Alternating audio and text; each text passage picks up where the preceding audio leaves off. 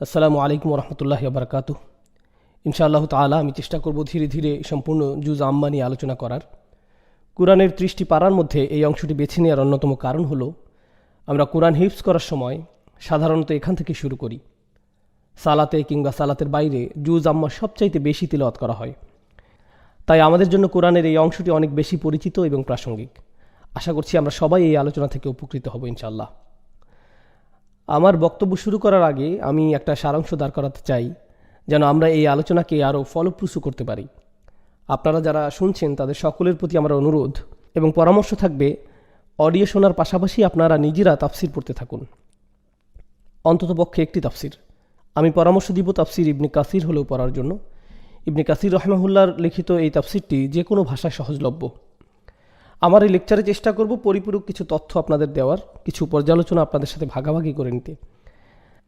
আসলে এই সিরিজের মূল লক্ষ্য কোরআনের মাঝে আল্লাহ তাআলার তুলে ধরা যুক্তির সামঞ্জস্য এবং ভারসাম্য নিয়ে পর্যালোচনা। কিভাবে প্রতিটি সূরা স্বকীয়তায় অনন্য হবার পরেও তাদের মধ্যে রয়েছে যোগসূত্র, প্রতিটি আয়াতের নিখুঁত গাঁথুনি কিভাবে সূরাগুলোর অর্থে এবং মাধুর্যে অনন্য এক মাত্রা দান করেছে। সাধারণত যখন আমরা কোরআন পর্যালোচনা করি তখন আমরা প্রতিটি আয়াত, প্রতিটি শব্দ নিয়ে খুব গভীরভাবে চিন্তা করার চেষ্টা করি, যেটা খুবই ভালো। আমরা যখন আলাদা আয়াতের তাফসির এবং প্রতিটি শব্দের উৎস, উৎপত্তি, অর্থ, ব্যাকরণগত আলোচনায় নিমগ্ন হয়ে পড়ি, তখন একটা সমস্যার সৃষ্টি হয়। অনেক বেশি সূক্ষ্ম বিষয় ভাবতে ভাবতে প্রায় পূর্ণাঙ্গ সূরার বিশাল যে পটভূমি আমাদের চোখ এড়িয়ে যায়।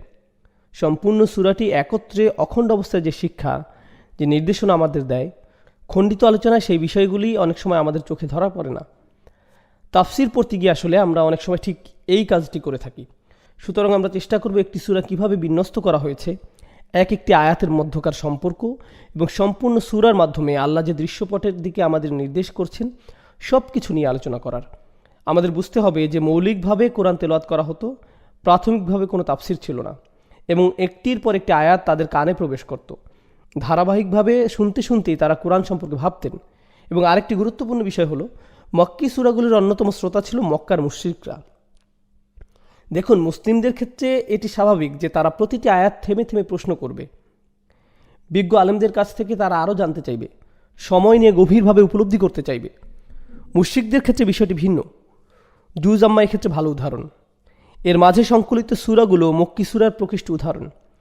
বলা যায় এই সকল সূরার বড় অংশ জুড়ে অবিশ্বাসীদের উদ্দেশ্যে কথা বলছেন আল্লাহ তাআলা। এজন্য আমরা আমাদের আলোচনায় এই সূরাগুলোর স্পষ্টবাদী বক্তব্য, গাঠনিক এবং আলংকারিক বৈশিষ্ট্যগুলোর দিকে দৃষ্টিপাত করব। আজকে আলোচনা শুরু হওয়ার আগে একটি গুরুত্বপূর্ণ বিষয় নিয়ে আমি প্রথমেই বলে নিতে চাই। আমার মতে কোরআনের শাব্দিক অনুবাদে যে ভুলটি সবচেয়ে বেশি হয়, নিশ্চয়ই আল্লাহ সবচেয়ে ভালো জানেন, সেটি হলো এক একটি সূরাকে অধ্যায় হিসেবে অনুবাদ করা। সূরা শব্দটির সমার্থক শব্দ অধ্যায় নয়। যে কোনো বইয়ের এক একটি অধ্যায় নির্দিষ্ট কোনো বিষয়ের দিকে আলোকপাত করে লেখা হয়। একটি অধ্যায় একটি মৌলিক বিষয়কে ঘিরে রচিত হয়। পুরো অধ্যায় জুড়ে সাধারণত একটি বিষয়ের উপর আলোকপাত করা হয়। কিন্তু একটি সূরায় বহু বহু বহু বিষয়ের সমাহার খুবই স্বাভাবিক। তাত্ত্বিকভাবে চিন্তা করলে সূরা শব্দটির সবচেয়ে কাছাকাছি অনুবাদ হলো পাঠ্য। প্রত্যেকটি সূরা স্বতন্ত্রভাবে এক একটি পাঠ্য, যদিও প্রতিটি সূরা আবার নিজেদের মধ্যে সম্পর্কিত। যেমন সূরা বাকারার সাথে সূরা আল ইমরান যোগ রয়েছে। কোরআন জুড়ে এমন উদাহরণ অনেক, কিন্তু ভাষাগত দিক থেকে একটি সূরাকে কখনোই অধ্যায় ভাবা যৌক্তিক নয়। তার একটা কারণ ইতিমধ্যেই আমরা আলোচনা করেছি। একটি সূরায় একাধিক আলোচ্য বিষয় থাকতে পারে। সূরার মধ্যকার বিষয়গুলোর বৈচিত্র্যও এর একটি কারণ।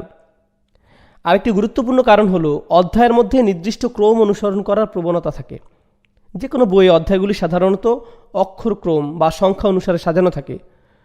প্রথমে অধ্যায় 1, তারপর 2, 3, 4, এভাবেই একটি বই গঠিত হয়। এবং কোনো অধ্যায় যদি পূর্ববর্তী কোনো বিষয়কে নির্দেশ করতে হয়, তাহলে লেখক কিন্তু ইতিমধ্যে লিখিত অধ্যায় পুনরায় গোড়া থেকে লেখা শুরু করেন না, বরং মোটা অক্ষরে লিখে দেন 4 নং অধ্যায় দ্রষ্টব্য। কিন্তু কোরআনে আমরা এমন অনেক উদাহরণ দেখতে পাই যেখানে আল্লাহ একটি ঘটনার পুনরাবৃত্তি করেছেন, একই দৃশ্যপট নানা আঙ্গিকে আমাদের সামনে উপস্থাপন করেছেন। তাই অধ্যায়ের সাথে সূরাকে মিলিয়ে ফেলা ঠিক নয়। এছাড়াও যে কোনো সূরাকে এক একটি পূর্ণ অংশের মর্যাদা দেওয়া হয়। আমরা যদি সূরা নূরের প্রতি লক্ষ্য করি, সেখানে আল্লাহ সম্পূর্ণ সূরাটিকে কিতাব, যার অর্থ বই, কিতাব বলে সম্বোধন করেছেন। সূরাটিকে এখানে খণ্ডিত নয়, বরং স্বয়ং সম্পূর্ণ সত্তা হিসেবে তুলে ধরা হয়েছে। এরকম বেশ কিছু কারণে সূরা এবং অধ্যায় এক নয়। ভাষাগত এবং উৎপত্তিগত দিক থেকেও সূরা শব্দটি অধ্যায় নয়, বরং ভিন্ন অর্থ বহন করে। সূরা আক্ষরিক অর্থে বোঝায় একটি শহরের বাইরের দেয়াল। এখনকার শহরগুলোর প্রবেশমুখে যেমন সজ্জিতভাবে লেখা থাকে শহরে স্বাগতম, অনেক বছর আগে বিষয়টা এমন ছিল না, বরং এক একটি শহরকে ঘিরে থাকত সুউচ্চ প্রাচীর। সেই প্রাচীরগুলো অনেকটা নিরাপত্তা বেষ্টনী হিসেবে কাজ করত। শহরের ভিতরের যত ব্যবসা বাণিজ্য, বসতি, সৈন্যবাহিনী, সরকার সব থাকতো সেই প্রাচীর দ্বারা বেষ্টিত। সেই দেয়ালের মাঝে চলতে থাকতো দৈনন্দিন বিচিত্র ঘটনা প্রবাহ। তারপরেও সব মিলে একটি স্বতন্ত্র শহর গঠন করে। সূরা শব্দটির মূলভাব অনেকটা এরকম।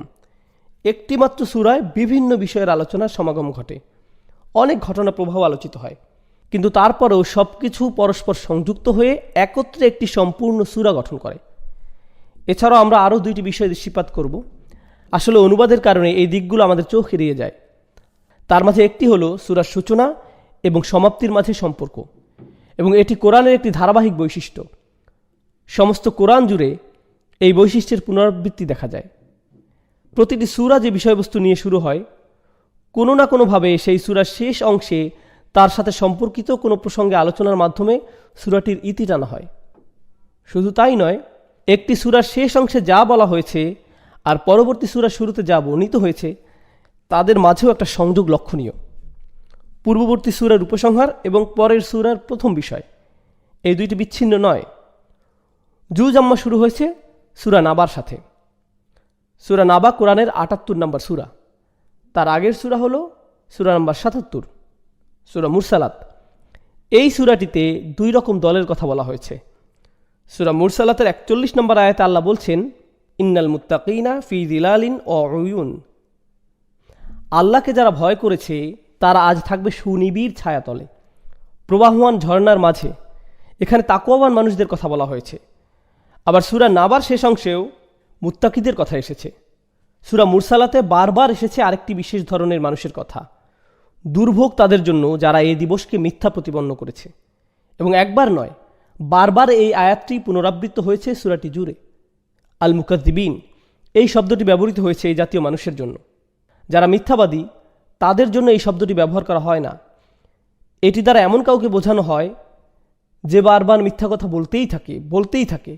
শুধু তাই নয়, যারা সত্যবাদী, সত্যের পক্ষ অবলম্বন করে, তাদেরকে মিথ্যাবাদী প্রমাণ করতে এরা প্রাণপণ চেষ্টা করে যেতে থাকে। তারা সত্য প্রচারকারীদের সবসময় নানা অপবাদ দিয়ে থাকে। তার জন্য যে কারো চরিত্র হরণ করতে বা ভুল প্রমাণ করতে তারা পিছপা হয় না। সুতরাং তারা আপাদমস্তক চরম মিথ্যাবাদী। তাদের বলা হয় আল মুকাদ্দিবিন। সূরা নাবা শুরু হয়েছে আম্মা ইয়াতাসাআলুন এই আয়াতটি দিয়ে, যেটার প্রচলিত অনুবাদে আমরা জানি কোন বিষয় সম্পর্কে তারা একে অপরকে জিজ্ঞেস করছে। এটি সূরা নাবার প্রথম আয়াতের সরল অনুবাদ। চলুন আমরা শব্দগুলো ভেঙে ভেঙে আলোচনা করি। তাহলে সূরা মুরসালাত এবং এর পরবর্তী সূরার অন্তর্নিহিত যে সম্পর্ক সেটা আমাদের বুঝতে সহজ হবে। এই আয়াতে আল্লাহ তাআলা অবিশ্বাসীদের নিজেদের মধ্যকার কথোপকথনের উপর মন্তব্য করেছেন। আসলে ইয়াতাসাআলুন শব্দটির তাফসির নিয়ে ৩টি মত আছে। এই শব্দটির সাধারণ অনুবাদ হলো তারা একে অপরকে জিজ্ঞাসা করছে। প্রচলিত ৩টি মতের প্রথমটি হলো এখানে বিশ্বাসীদেরকে অবিশ্বাসীরা প্রশ্ন করছে। দ্বিতীয় মতটি হলো অবিশ্বাসীরা নিজেদের মধ্যে প্রশ্ন তুলছে। সর্বশেষ মত, বিশ্বাসী এবং অবিশ্বাসী উভয় পক্ষ রাসূলুল্লাহ সাল্লাল্লাহু আলাইহি সাল্লামের কাছে জানতে চাইছে। অন্যান্য আয়াত পারিপার্শ্বিক বিষয় বিবেচনায় দ্বিতীয় মতটিকে সবচাইতে সঠিক বা সত্যের কাছাকাছি বলে অধিকাংশ একমত হয়েছেন। অর্থাৎ এই আয়াতে কুফফারদের একটি দল নিজেদের মাঝে প্রশ্ন করছে, অবিশ্বাসীরা একজন আরেকজনের কাছে জানতে চাইছে। যে কোনো ভাষা বা সংস্কৃতিতে মানুষ প্রশ্ন করে মূলত দুইটি উদ্দেশ্যের একটি থেকে। প্রথমত জানার আগ্রহ থেকে। অজানা কিছু জানার জন্য মানুষ তার চাইতে বেশি জ্ঞানী কাউকে প্রশ্ন করে। নেহায়েত কৌতূহল থেকে সাধারণত এমন প্রশ্ন করা। অপরদিকে আরেক রকম প্রশ্ন করার মানুষ থাকে অন্য কাউকে অপদস্থ বা ছোট করার জন্য। এখানে আসলে প্রশ্নকর্তা মোটেই জানতে চাইছে না, বরং বাকিদের জানাতে চাইছে যে বিষয়ের সম্পর্কে সে প্রশ্ন করেছে তা সে মোটেও আমলে নেয় না। খোঁচা দেয়া আর ব্যঙ্গ বিদ্রুপ করাই এখানে মুখ্য। পুরো পরিস্থিতিটা একবার কল্পনা করুন। রাসূলুল্লাহ সাল্লাল্লাহু আলাইহি সাল্লাম মানুষের কাছে দাওয়াত দিচ্ছেন, ইসলামের স্মরণ করিয়ে দিচ্ছেন, কিয়ামতের কথা। এমন একদিন আসবে যেদিন এই বিশ্ব চূর্ণ বিচূর্ণ হয়ে যাবে, মৃতরা পুনরায় জীবিত হয়ে যাবে, সমুদ্র প্রচণ্ড তাপে ফুটতে থাকবে। এই ধ্রুব সত্য জানিয়ে তিনি মানুষকে সতর্ক করছেন। এই সব কিছু শোনার পর তাকে ব্যঙ্গ করার জন্য, তাকে সকলের সামনে হাসির পাত্র বানানোর উদ্দেশ্যে অবিশ্বাসীরা নিজেদের মাঝে বলাবলি করছে, তুমি কি জানো সে কি নিয়ে বলছে? না তো, তুমি জানো? না, আমিও এমন উদ্ভট কথা কখনো শুনিনি। এই ধরনের কথা চালাচালির একমাত্র উদ্দেশ্য তাকে হেয় করা, অপমানিত করা। ঠিক সূরা মুরসালাতে আমরা দেখেছি আল্লাহ বারবার বলেছেন আল মুকাদ্দিবিনের সম্পর্কে। এই ধরনের মিথ্যাচারিতা অর্থাৎ তাকযীবের একটি বহুল প্রচলিত পন্থা হলো যিনি সত্য প্রচার করছেন এবং যে সত্য তিনি প্রচার করছেন সেসব বিষয় নিয়ে হাসি তামাশা করা, গুরুত্বপূর্ণ বিষয় নিয়ে ব্যঙ্গাত্মক প্রশ্ন করে বিষয়টার গুরুত্ব কমানোর চেষ্টা করা, বিচার দিবসে যে কোনো বিবরণ এবং ভয়াবহতা সম্পর্কে যে কোনো আয়াতের বিপরীতে অবিশ্বাসীরা এই ধরনের ব্যঙ্গাত্মক আচরণ করে যাচ্ছিল। যেমন তারা বলতো, আরে তোমার কি মাথা ঠিক আছে? মরে গিয়ে আমরা আবার জীবিত হব, তাই না? আর এই যে বিরাট বিরাট পাহাড়, সেগুলো সব তুলার মতো উঠতে থাকবে, এইসব কথা আমাদের বিশ্বাস করতে বলো? আর কি যেন বলো তোমরা, মাটিতে মিশে যাওয়ার পর আবার কবর থেকে বেরিয়ে আসবো? যত সব বানানো গালগল্প। এভাবে খোঁচা দেওয়ার সুরে তারা কথা বলতো। অবশ্য এমন ভঙ্গিতে কথা বলা আজকের যুগেও অপরিচিত নয়। এখানে একটা বিষয় লক্ষ্য করুন এবং অনুধাবন করার চেষ্টা করুন। তাদের এই জাতীয় কথোপকথন রসুল সাল্লাল্লাহু আলাইহি সাল্লামের কান পর্যন্ত পৌঁছায়। যারা ইতিমধ্যে বিশ্বাসী এবং দাওয়াতি কাজ করছেন তাদেরও এসবের মুখোমুখি হওয়া লাগতো। কিন্তু এই দুই পক্ষ ছাড়াও আরেক পক্ষ এখানে উপস্থিত। তিনি হলেন আল্লাহ আযজা ওয়া জাল্লা। সমস্ত কথোপকথন তিনি শুরু থেকেই শুনছেন এবং এই সূরার প্রথম আয়াতে আল্লাহ অবিশ্বাসীদের হীন পরিকল্পনার প্রেক্ষিতে তার নিজের বক্তব্য প্রদান করছেন। সুতরাং আমরা এতটুকু বুঝতে পারি যে তাদের এই ব্যঙ্গাত্মক কথোপকথন, খোঁচা দেওয়া আচরণে তারা মূলত স্বয়ং আল্লাহর বাণীকে তুচ্ছ প্রমাণ করার চেষ্টা করছে, যার ফলে আল্লাহ তাদের উপর তীব্র অসন্তুষ্ট হয়েছেন। তিনি নিজেই তাদের এই আচরণকে লক্ষ্য করে সরাসরি আয়াত নাজিল করেছেন। আল্লাহ বলেন, আম্মা ইয়াতাসাআলুন। এই পর্যায়ে আমি অবিশ্বাসীদের প্রশ্নের ধরন সম্পর্কে আবার একটু বলতে চাই। কোরআনের বিভিন্ন অংশে তাদের এ জাতীয় প্রশ্নকে উদ্ধৃত করা হয়েছে। বিচার দিবসের বর্ণনার বিপরীতে তারা বলতো, আমরা কিভাবে বেঁচে উঠব যখন আমাদের হাড়গুলো মাটিতে মিশে যাবে? কিংবা যখন আল্লাহ তাআলা বলেন আলাইহা তিসআতা আশার, জাহান্নামে থাকবে 19 জন প্রহরী, তখন তারা বলে উঠল, মাত্র 19 জন, এ তো কোনো ব্যাপারই না আমাদের জন্য। সুতরাং বোঝাই যাচ্ছে তারা কি ধরনের প্রশ্ন এবং সমালোচনা করতো রাসূলুল্লাহ সাল্লাল্লাহু আলাইহি সাল্লামকে দমিয়ে দেওয়ার জন্য। এবং এই ক্ষেত্রে আরেকটা কথা বলা যায় যে বর্তমানে আমরা দেখি তরুণদের অনেকে বিভিন্ন মিশনারি ওয়েবসাইট, নাস্তিক ব্লগার কিংবা কোনো ধর্মীয় পোস্টের নিচে এসে করা ব্যঙ্গাত্মক কমেন্ট দেখে তাদের অনুসরণ করতে শুরু করে। ইসলামকে ছোট করে বলা এইসব কথা আসলে নতুন কিছু নয়। মক্কার কাফেররা এসব কৌশল অনেক আগেই প্রয়োগ করেছে স্বয়ং রাসূলুল্লাহ সাল্লাল্লাহু আলাইহি সাল্লামের উপর। সে যাই হোক, আল্লাহ বলছেন, আম্মা ইয়াতাসাআলুন আনিন নাবাইল আযীম। কোন বিষয়ে তারা একে অপরকে প্রশ্ন করছে? এবং আল্লাহ আগের প্রশ্নের সূত্র ধরে আরও বলছেন, তারা কি সেই মহাসংবাদের ব্যাপারে প্রশ্ন করছে? আরবি নাবা শব্দের অর্থ সংবাদ, কিন্তু সংবাদের সমর্থক অন্য আরেকটি শব্দ খবরও ব্যবহৃত হয় আরবিতে। সংবাদ বোঝানোর জন্য নাবা এবং খবর দুইটি শব্দই প্রচলিত। এই দুইটি শব্দ সমর্থক হলেও তাদের ব্যবহারের ক্ষেত্রে ভিন্নতা আছে। প্রথমত, নাবা বলতে বোঝানো হয় বিরাট কোনো সংবাদ, যেটা খবরের চাইতে গুরুত্বপূর্ণ। এই গেল একটা পার্থক্য। সুতরাং আমরা যে কোনো সংবাদের জন্য নাবা ব্যবহার করব না, কোনো বিশেষ ঘটনার প্রেক্ষিতে এটি ব্যবহার করা হবে। যেমন আজকে দোকান 10টায় খুলবে, এটা কোনো নাবা নয়, একে খবর বলা যায়। কিন্তু ধরুন জাতীয় নির্বাচনে কেউ জিতল কিংবা হঠাৎ কোনো যুদ্ধ আরম্ভ হলো, এক্ষেত্রে শব্দটি হবে নাবা।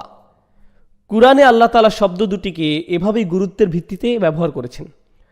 খবর শব্দটি কোরআনে 2বার উল্লেখ করা হয়েছে এবং 2বারই একই প্রসঙ্গে এই শব্দের ব্যবহার আমরা দেখি। যখন মূসা আলাইহিস সালাম ধুধু মরুপ্রান্তরে পরিবার নিয়ে পথ চলতে চলতে দূরে আলোর দেখা পেলেন, তখন তিনি বাকি সদস্যদের বললেন, সম্ভবত এর থেকে আমি কোনো খবরের সন্ধান পাব। আতিকুম বিখবরিন, তোমাদের জন্য আমি সেখান থেকে কোনো সংবাদ হয়তো জোগাড় করতে পারবো। কিন্তু তিনি এই কথা বলার সময় জানতেন না ঠিক কোন পরিস্থিতির সম্মুখীন হতে যাচ্ছেন। তবে আশা করছিলেন হয়তো উপকারী কোনো নির্দেশনা সেই আলোর উৎস থেকে পাওয়া যাবে। এরকম একটা প্রসঙ্গে খবর শব্দটি ব্যবহার করা হয়েছে। এক্ষেত্রে তিনি পূর্ববর্তী জাতির সংবাদ সম্পর্কে বলতে নাবা শব্দটি বেছে নিয়েছেন। তবে আশা করছিলেন হয়তো উপকারী কোনো নির্দেশনা সেই আলোর উৎস থেকে পাওয়া যাবে। এরকম একটা প্রসঙ্গে খবর শব্দটি ব্যবহার করা হয়েছে। অপরদিকে যখন আল্লাহ ব্যতীত কোনো জাতির ধ্বংসপ্রাপ্ত হওয়ার কথা বলছেন, তখন তিনি বলছেন নাবা। সেক্ষেত্রে তিনি পূর্ববর্তী জাতির সংবাদ সম্পর্কে বলতে নাবা শব্দটি বেছে নিয়েছেন, কারণ এই সংবাদ কোনো সাধারণ সংবাদ নয়। নাবা আর খবরের মাঝে মূলত এটাই প্রথম পার্থক্য। দ্বিতীয়ত, নাবা বলতে এমন কোনো ঘটনা বা সংবাদকে বোঝানো হয় যা তার শ্রোতার জন্য উপকার বয়ে আনবে। একই সাথে এই সংবাদ যার কানে যাবে সে বিষয়টাকে অগ্রাহ্য করতে পারবে না, এটা তার উপর জোর প্রভাব ফেলবে, যার কারণে শ্রোতাও প্রতিক্রিয়া ব্যক্ত করবে। এমন নয় যে সংবাদটা কেউ শুনে নির্বিকার হয়ে থাকবে, যা করছিল তাই করতে থাকবে। নাবা এমন এক সংবাদ যা শ্রোতার কাছে তাৎক্ষণিক প্রতিক্রিয়া প্রত্যাশা করে। ধরুন কারো বাড়িতে আগুন লাগলো, এই সংবাদ কানে যাওয়া মাত্রই বাড়ির মানুষজন সঙ্গে সঙ্গে পরিস্থিতি নিয়ন্ত্রণে ঝাঁপিয়ে পড়বে, আশেপাশের মানুষদের সতর্ক করবে। তৃতীয়ত, ভাষাগত বিশ্লেষণের আলোকে নাবা বলতে সুস্পষ্ট কোনো ঘটনাকে বোঝানো হয়। এটা কোনো কাল্পনিক অনুভূতি বা তত্ত্বীয় মতবাদ নয় যে পরিস্থিতি ইন্দ্রিয়গ্রাহ্য, দেখা যাবে, অনুভব করা যাবে। নাবা এরকম কোনো ঘটনা সংঘটিত হওয়ার সংবাদ যখন আল্লাহ মৃত্যুর পরের জীবন পুনরুজ্জীবিত হওয়ার কথা বলছেন, তখন নাবা শব্দটি বেছে নিয়ে তিনি এটাও স্পষ্ট করেছেন যে পরবর্তী জীবন কোনো মানসিক অবস্থা নয়, বরং এর বাস্তব অস্তিত্ব আছে। আমাদের প্রকৃত অর্থেই সে সকল অভিজ্ঞতার মধ্য দিয়ে যেতে হবে। অন্য অনেক ধর্মে মৃত্যু পরবর্তী জীবনকে আধ্যাত্মিক পর্যায় হিসেবে উপস্থাপন করা হয়, যেটা পুরোপুরি মানসিক একটি অভিজ্ঞতা। কিন্তু ইসলাম এই ধারণাকে নাকচ করে দেয়। জান্নাত জাহান্নাম কোনো বিমূর্ত ধারণা নয়, প্রত্যেকে নিজের চোখেই এসব কিছুর বাস্তব অস্তিত্ব দেখবে। আমরা আবার আয়াতে ফিরে যাই। আল্লাহ বলছেন আনিন নাবা ইল আযীম, তারা কি সেই বিরাট সংবাদ নিয়ে প্রশ্ন করছে? আমরা আগেই আলোচনা করেছি, অর্থগত দিক থেকে নাবা বলতে এমনিতেই বড় কোনো ঘটনা বোঝায়। এই আয়াতে তার সাথে আরও একটি বিশেষণ যোগ করা হয়েছে, আযীম, যা পরিস্থিতির গুরুত্ব আর মহত্বকে পরিপূর্ণভাবে প্রকাশ করে। তারা কি আসলেই এমন একটা মহাসংবাদ নিয়ে ব্যঙ্গাত্মক প্রশ্ন করছে যে সংবাদে তাদের সম্বিত ফিরে পেয়ে নিজেদের শুদ্ধি নেওয়ার কথা, তার বদলে বিদ্রূপ করছে? এরপর আল্লাহ আরও একটি প্রশ্ন করেন। এখানে জিজ্ঞেস করা সবগুলো প্রশ্নই কিন্তু আলংকরিক প্রশ্ন। আল্লাযী হুম ফীহি মুখতালিফুন। আল্লাযী শব্দটিকে বলা হয় ইসমে সিলা, ইসমে মৌসুল, এবং ব্যাকরণগত দিক থেকে হুম ফীহি মুখতালিফুনকে বলা হয় সিলাতুল মৌসুল, নাবা শব্দটির বিশেষণ। অর্থাৎ তৃতীয় সম্পূর্ণ আয়াতটি আর নাবা শব্দটির একটি বিশেষণ। প্রথম বিশেষণ হলো আল আযীম এবং দ্বিতীয় বিশেষণ হলো আল্লাযী হুম ফীহি মুখতালিফুন, যার একটি সাধারণ অনুবাদ হলো এমন দিন যা নিয়ে তারা নিজেরাই মতবিরোধে লিপ্ত, এমন এক বিষয় যা নিয়ে তারা নিজেরাই একমত হতে পারেনি। কিন্তু আয়াতের গঠনগত কারণে এর মাঝে আরও একটি গুরুত্বপূর্ণ অর্থ আছে, কারণ একে পুরো আয়াতটি একসঙ্গে বিশেষ্য রূপে ব্যবহৃত হয়েছে। আর এই কারণে আমরা বুঝতে পারি আল্লাহ তাআলা এমন কোনো বিষয় নিয়ে বলছেন যা তারা সব সময় করে থাকে। এই মতবিরোধ ক্ষণিকের জন্য নয়। উদাহরণস্বরূপ বলা যায়, এখানে আল্লাহ বলছেন আল্লাযীনা হুম ফীহি মুখতালিফুন, কিন্তু তিনি আল্লাযীনা হুম ফীহি ইয়াখতালিফুন বলেননি। এখানে ইসমে ফাইল ব্যবহৃত হয়েছে। আর বিশেষ্যের কারণে আমরা বুঝতে পারি এখানে স্থায়ীভাবে ঘটবে এমন কোনো ঘটনার প্রতি ইঙ্গিত করা হচ্ছে, যেহেতু ক্রিয়া দ্বারা ক্ষণস্থায়ী এবং বিশেষ্য দ্বারা স্থায়ী অবস্থা বোঝানো হয়। এখানে আরেকটি বিষয় লক্ষণীয়, ফীহি এই শব্দটির ব্যবহার। শব্দটির অবস্থান হুম এবং মুখতালিফুনের মাঝে। আল্লাযীনা হুম মুখতালিফুন ফীহি এটা কিন্তু বলা হয়নি, অথচ সাধারণ আরবিতে বাক্যটির এমন গঠন হওয়া স্বাভাবিক। ফীহি মুখতালিফুন, যা একটা আকস্মিক ধাক্কা দেয়। এটাকে আসলেই সেই বিষয় যা নিয়ে তারা নিজেরাই নানা মতে বিভক্ত। ইখতিলাফ শব্দটির দুই ধরনের অর্থ হতে পারে। একটি হলো সুস্পষ্ট দ্বিমত, অর্থাৎ তারা আক্ষরিক অর্থেই বিষয়টি নিয়ে নিজেদের মাঝে ভিন্ন মত পোষণ করে। তারা যে শুধু হাসি ঠাট্টা আর ব্যঙ্গাত্মক মন্তব্য করছে তা নয়, এদের প্রত্যেকের আখিরাত সম্পর্কে মন গড়া নিজস্ব মতবাদ রয়েছে। কারো একজনের ধারণা রয়েছে আমাদের সত্যিকার কোনো অস্তিত্ব নেই এবং আমরা আর ফিরে আসব না, আর কেউ বিশ্বাস করে প্রত্যেকেই জান্নাতে যাবে। কেউ এমন তত্ত্ব ধারণ করে যে এত বিশাল সীমাহীন সৃষ্টির ক্ষুদ্রাতি ক্ষুদ্র কাজের হিসাব নেওয়া নিতান্তই অসম্ভব। নক্ষত্ররাজি, তারকারাজি, দৃশ্য অদৃশ্যের মহাবিশ্বের কর্মযজ্ঞের মাঝে সৃষ্টিকর্তা আমার মতো নগণ্য মানুষের দৈনন্দিন কাজের হিসাব নিশ্চয়ই নেবেন না।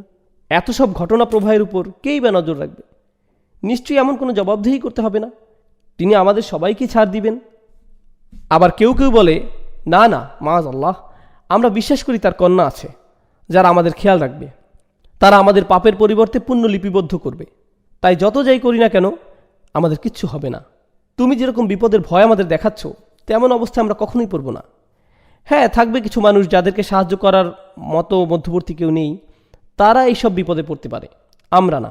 এবং এরকম মানসিকতা শুধু আখিরাত নিয়ে নয়, অনেকে এই জীবনেই লালন করে। কেউ তার নিজের কাজে একেবারেই অযোগ্য, কিন্তু সে অফিসের ম্যানেজারের ভালো বন্ধু। তখন সে আশা করে ম্যানেজার তার অদক্ষতা সত্ত্বেও তাকে কাজে নিয়োগ দেবে। তার ঊর্ধ্বতন কর্তৃপক্ষ যতই অভিযোগ করুক কিছুই হবে না, কারণ দিন শেষে সে তো ম্যানেজারের বন্ধু। বস আর তার মাঝে মধ্যবর্তী হয়ে সব কিছু ম্যানেজারই সামলে নিবে। এই একই ধারণা আখিরাতের বিষয়ে অনেকে লালন করত। আমাকে তো আর আমার কাজের জন্য আল্লাহর মুখোমুখি হতে হবে না, অন্য কেউ আমার হয়ে সব করে দিবে, কারণ আমার এমন মধ্যবর্তী যোগসূত্র আছে। এটাই মূলত তাদের ধারণা, এবং এরকম চিন্তা থেকে শিরকের সূচনা হয়। দায়িত্বজ্ঞান লোপ পায়। যখন আপনি আপনার নিজের কাজের জন্য দায়িত্ব নিতে চান না, তখন সেই দায়িত্ব চাপিয়ে দেওয়ার জন্য এমন কাউকে দরকার যে আপনার হয়ে দায়িত্ব নেবে। মানুষের মানসিকতার মধ্যে এভাবেই শিরক মিশে যায়। যাই হোক, তারা নিজেদের মাঝে এরকম নানা ধরনের ভ্রান্ত মতবাদ নিয়ে দ্বিধাবিভক্ত ছিল। তবে ইখতিলাফের আরও একটি অর্থ আছে, সেটা হলো অন্তর্দ্বন্দ্ব। নিজের ভিতরে পরস্পর বিরোধী মত ধারণ করার ফলে নিজের সাথে নিজেরই মতবিরোধ সৃষ্টি হওয়া। তারা শুধু যে একে অপরের সাথে অমত করছে তাই নয়, তারা নিজেরাও নিজেদের অবস্থান নিয়ে বিভ্রান্ত। ক্ষণে ক্ষণে তারা মত পাল্টে ফেলে। কখনো তারা ভাবে তার ধারণা সঠিক, পরক্ষণেই অন্য কোনো মতবাদের পক্ষে অবস্থান নেয়। তারা নিজেরাই নিশ্চিত না তারা কি ঠিক করছে নাকি ব্যাঠিক করছে। বিষয়টা এরকম নয় যে তারা কোনো নির্দিষ্ট ধারণার উপর অটল থেকে আখিরাতের বিরোধিতা করছে। অসম্ভব। আমরা খুব ভালোভাবে জানি পরকাল বলে কিছুই নেই, কিংবা আমরা একেবারেই নিশ্চিত যে আমাদের কোনো বিচার হবে না। তারা আসলে নিজেরাই বিভ্রান্ত, তাদের নিজেরাই ভুগছে সিদ্ধান্তহীনতায়। এবং এই পুরো চিত্র আল্লাহ আজ্জা জাল্লা তুলে ধরেছেন ইখতিলাফ শব্দের মাধ্যমে। তারপর আল্লাহ বলেন, কাল্লা সায়ালামুন সুম্মা কাল্লা সায়ালামুন। এখানে একই বাক্য দুইবার বলা হয়েছে, এবং ধারণা করা হয় যে এই ধরনের বাক্য বিশেষ উদ্দেশ্যে ব্যবহার করা হয়ে থাকে, যাকে বলা হয় মুবালাগা, যার অর্থ জোর দেয়া, দুইবার বলার মাধ্যমে বিশেষভাবে গুরুত্ব দেয়া। সাধারণ অনুবাদে এই আয়াতের অর্থ দেখে থাকবেন, অতপর না, অচিরেই তারা জানতে পারবে। আমি প্রথমে কাল্লা শব্দটি নিয়ে একটু বলতে চাই, তারপর এর অনুবাদ নিয়ে আলোচনা করব। সিবাওয়াহ সহ কিছু আরবি ব্যাকরণবিদ যারা মূলত বসরা অঞ্চলের অধিবাসী, তাদের মতে এই শব্দটি দ্বারা রাদা এর অর্থ প্রকাশ করা হয়, যার অর্থ থামা। অর্থাৎ এ আয়াতে যেন বলা হয়েছে, যে যাই করছিলে না কেন এক্ষুনি সেসব বন্ধ করো, অচিরেই বুঝতে পারবে সত্যিকার অর্থে কি হবে।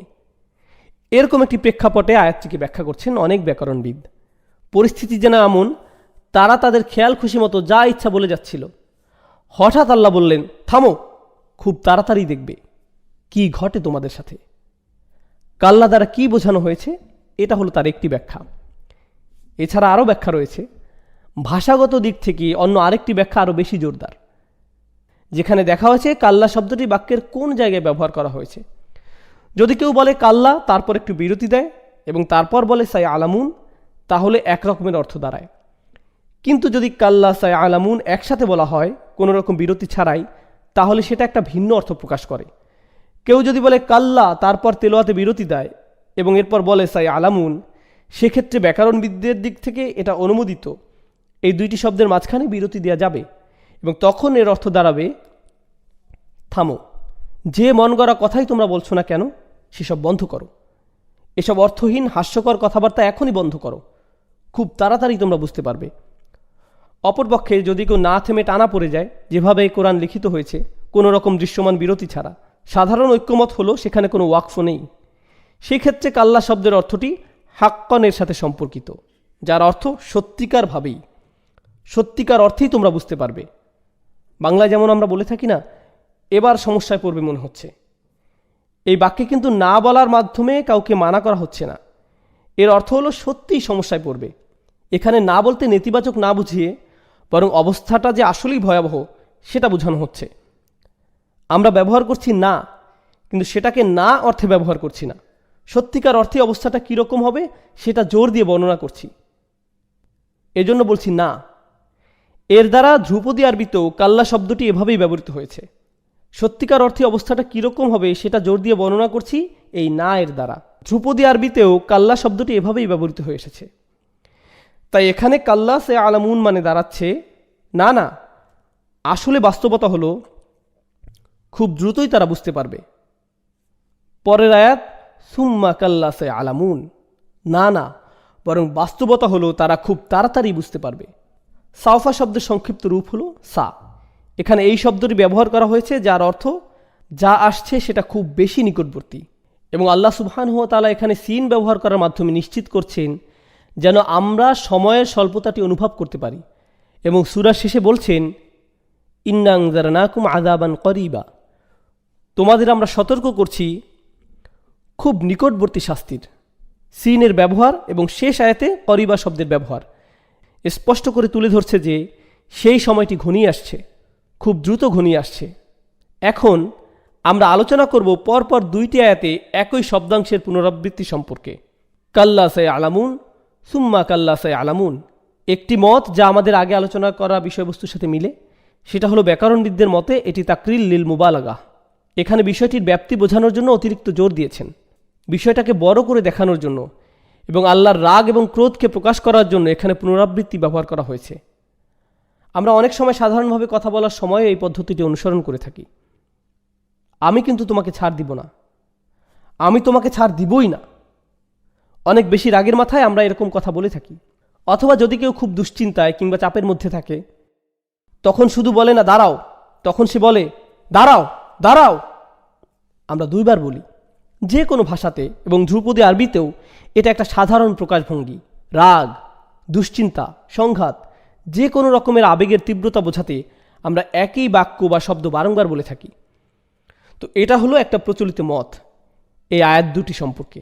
অন্য আরেকটি মত আছে যেটা অনেক মুফাসসিরগণ গ্রহণ করেছেন, এবং সেটা এখানে অনেক বেশি সামঞ্জস্যপূর্ণ এবং কোরআনের অন্যান্য অংশের সাথে অনেক বেশি মানানসই।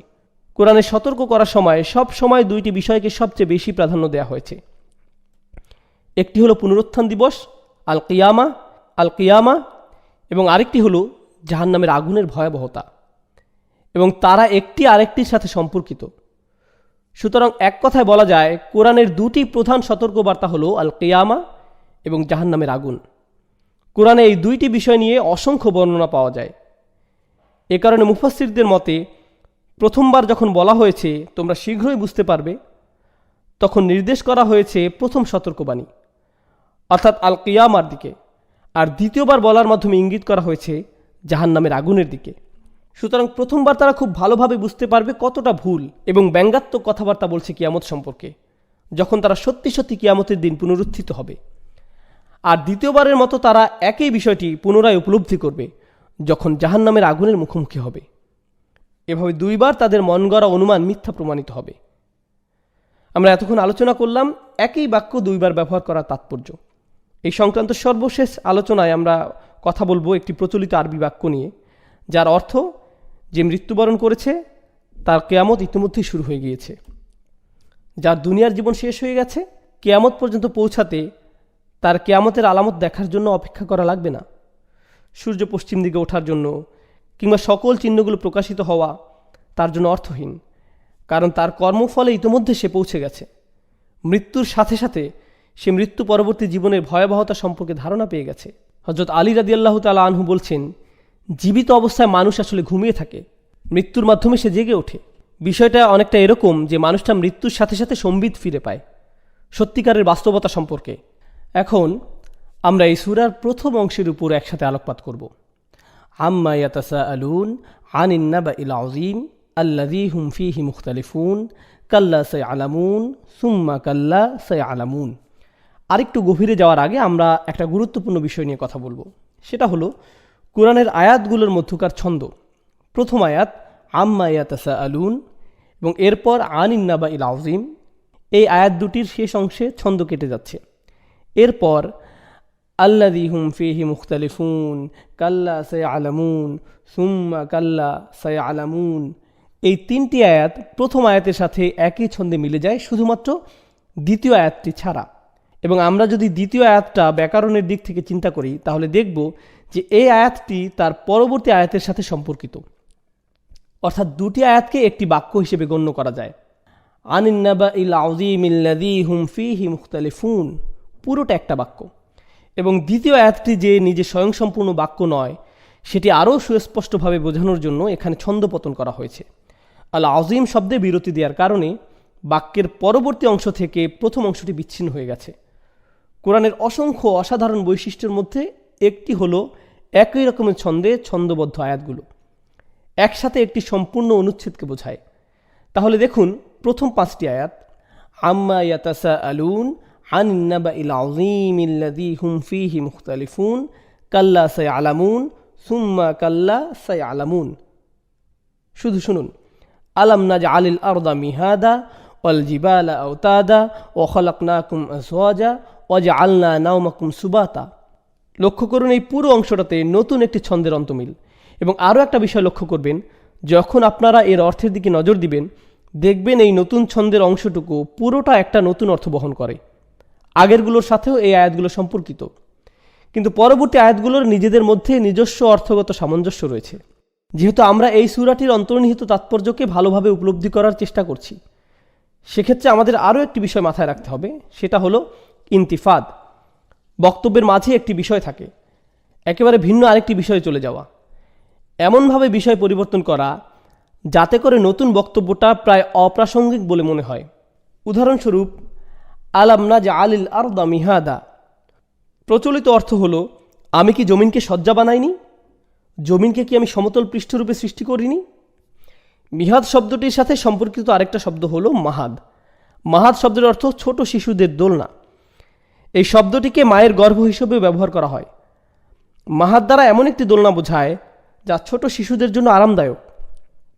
আল্লাহ বলছেন, ভূপৃষ্ঠকে কি আমি এমনভাবে সৃষ্টি করিনি যাতে করে সেটা তোমাদের জন্য আরামদায়ক হয়। প্রাচীন আরবিতে মিহাদ শব্দটি বিছানা অর্থ ব্যবহৃত হয়।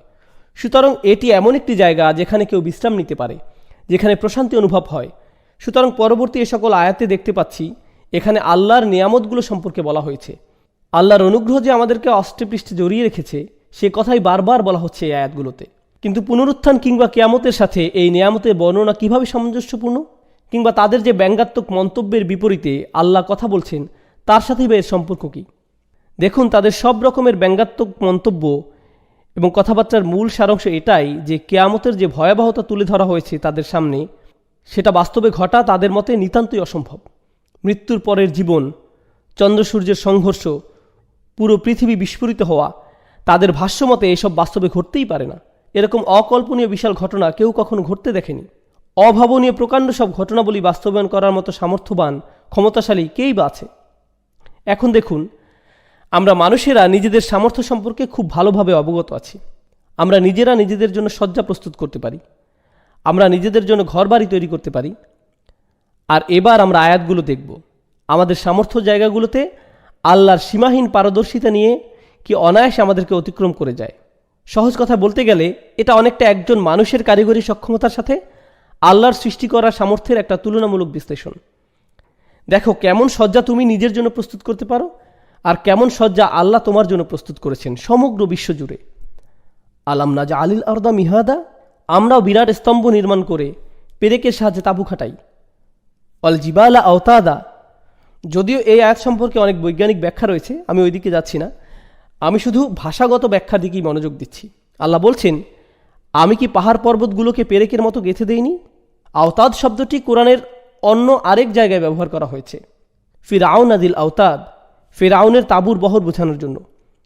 পরবর্তী সূরাগুলোর আলোচনায় আমরা এটা দেখতে পাব। ফিরআউন পরিচিত ছিল তার পেরেকের জন্য। ফিরআউন যখন যেখানে চলাচল করত তার আগে থাকত তার লক্ষ লক্ষ অগণিত সৈন্যের দল, আর যখনই তারা কোথাও থামত তখন সেখানে অবস্থানের জন্য তারা তাঁবু খাটাত। এই তাঁবুগুলো পরিচিত হতো তার সবচেয়ে গুরুত্বপূর্ণ অংশ অর্থাৎ তার পেরেক দ্বারা। আসলে এটা আরবি ভাষার একটা বৈশিষ্ট্য, যে কোনো কিছুকে তার সবচেয়ে গুরুত্বপূর্ণ অংশটি দ্বারা ইঙ্গিত করা হয়। যেমন একজন যোদ্ধাকে এক্ষেত্রে চাইলে তলোয়ার বলা যায়, কারণ তলোয়ারটি হলো সেই যোদ্ধার সবচাইতে গুরুত্বপূর্ণ অংশ। ধ্রুপদী আরবিতে এই বৈশিষ্ট্যের কারণে তাঁবুকে পেরেকও বলা যায়, কারণ একটা তাঁবুর সবচেয়ে গুরুত্বপূর্ণ অংশ হলো তার পেরেকগুলো। পেরেক ছাড়া তাঁবুটার কোনো মূল্যই নেই। আল্লাহ বলছেন, তোমরা এই ধরনের তাঁবু খাটিয়ে থাকো, এবার দেখো কোন ধরনের তাঁবু আমি খাটাতে পারি, আর সেটা কেমন। ওয়াল জিবালা আওতাদা, আল্লাহর অকল্পনীয় ক্ষমতা সম্পর্কে ন্যূনতম ধারণা আমরা এভাবে পেতে পারি। এগুলো না হয় অনেক বিরাট সৃষ্টি। এবার মানুষের অভ্যন্তরীণ কিছু বিষয়ের দিকে নজর দেওয়া যাক। ওয়াখলাকনাকুম আজওয়াজা, আমি তোমাদের প্রত্যেককে জোড়ায় জোড়ায় সৃষ্টি করেছি। জোড়া তৈরি করার ক্ষমতা তোমাদের কারণেই। তুমি তোমার জোড়া সৃষ্টি করনি। কোনো পুরুষ নারীকে কিংবা কোনো নারী পুরুষকে সৃষ্টি করার ক্ষমতা রাখে না। আমি তোমাদেরকে এভাবে সৃষ্টি করেছি, এর কোনো কিছুতে তোমার কোনো হাত নেই। আমি দয়া করে তোমাদের এই বিন্যাস করে দিয়েছি। তোমার নিজের সৃষ্টির উপরে তোমার ন্যূনতম নিয়ন্ত্রণ নেই। তুমি কোন লিঙ্গের হয়ে জন্মাবে তাতেও তোমার কোনো হাত নেই। তোমার সঙ্গিনী বা সঙ্গী সৃষ্টি করার ক্ষমতা তোমার নেই। এটা এমনই এক সৃষ্টিগত বৈশিষ্ট্য যা অবিশ্বাসীদের নিজেদের মাঝে স্পষ্টভাবে দৃশ্যমান। অবিশ্বাসীরা নিজেরাও খুব ভালোভাবে জানে যে তাদের সঙ্গী সৃষ্টি করার ক্ষেত্রে নিজেদের ক্ষমতা নেই। তারা নিজেরা পরিকল্পনা করে এ কাজ করেনি, চাইলেও পারবে না। আল্লাহ বলছেন, ওয়াজআলনা নাওমাকুম সুবাতা, আমরা সৃষ্টি করেছি নাওম, ঘুম, গভীর ঘুম। আল্লাহ আয়াতুল কুরসিতে বলেন, লা তাখুযুহু সিনাতুন ওয়ালা নাওম। সিনা মানে তন্দ্রা, আর নাওম মানে হলো ঘুম, গভীর ঘুম। তো আল্লাহ বলছেন নাওমাকুম সুবাতা। সাবাত অর্থ আরবি প্রবাদ সাবাতা শাআরাহু, কেউ তার চুল কেটে ফেলল। আক্ষরিকভাবে সুবাত মানে বিচ্ছিন্ন করা, বিচ্ছিন্ন করা। তো আল্লাহ বলছেন রাত এমন কিছু যেটা তোমাকে বিচ্ছিন্ন করে দেয়। প্রথমত আত্মাকে শরীর থেকে বিচ্ছিন্ন করে দেয়, এরপর এটা দৈনন্দিন কাজ থেকে বিচ্ছিন্ন করে। আপনার কাজ, ব্যবসা, দায়িত্ব সব বিচ্ছিন্ন। আপনি বিচ্ছিন্ন হন আপনার পরিবার থেকে, আপনার যে কোনো সম্পৃক্ততা থেকে, সব কিছু থেকে। এটা এমন যে আপনি পৃথিবীতে মৃত। এখানে যাই ঘটুক কিছু যায় আসে না, কারণ আপনি বিচ্ছিন্ন।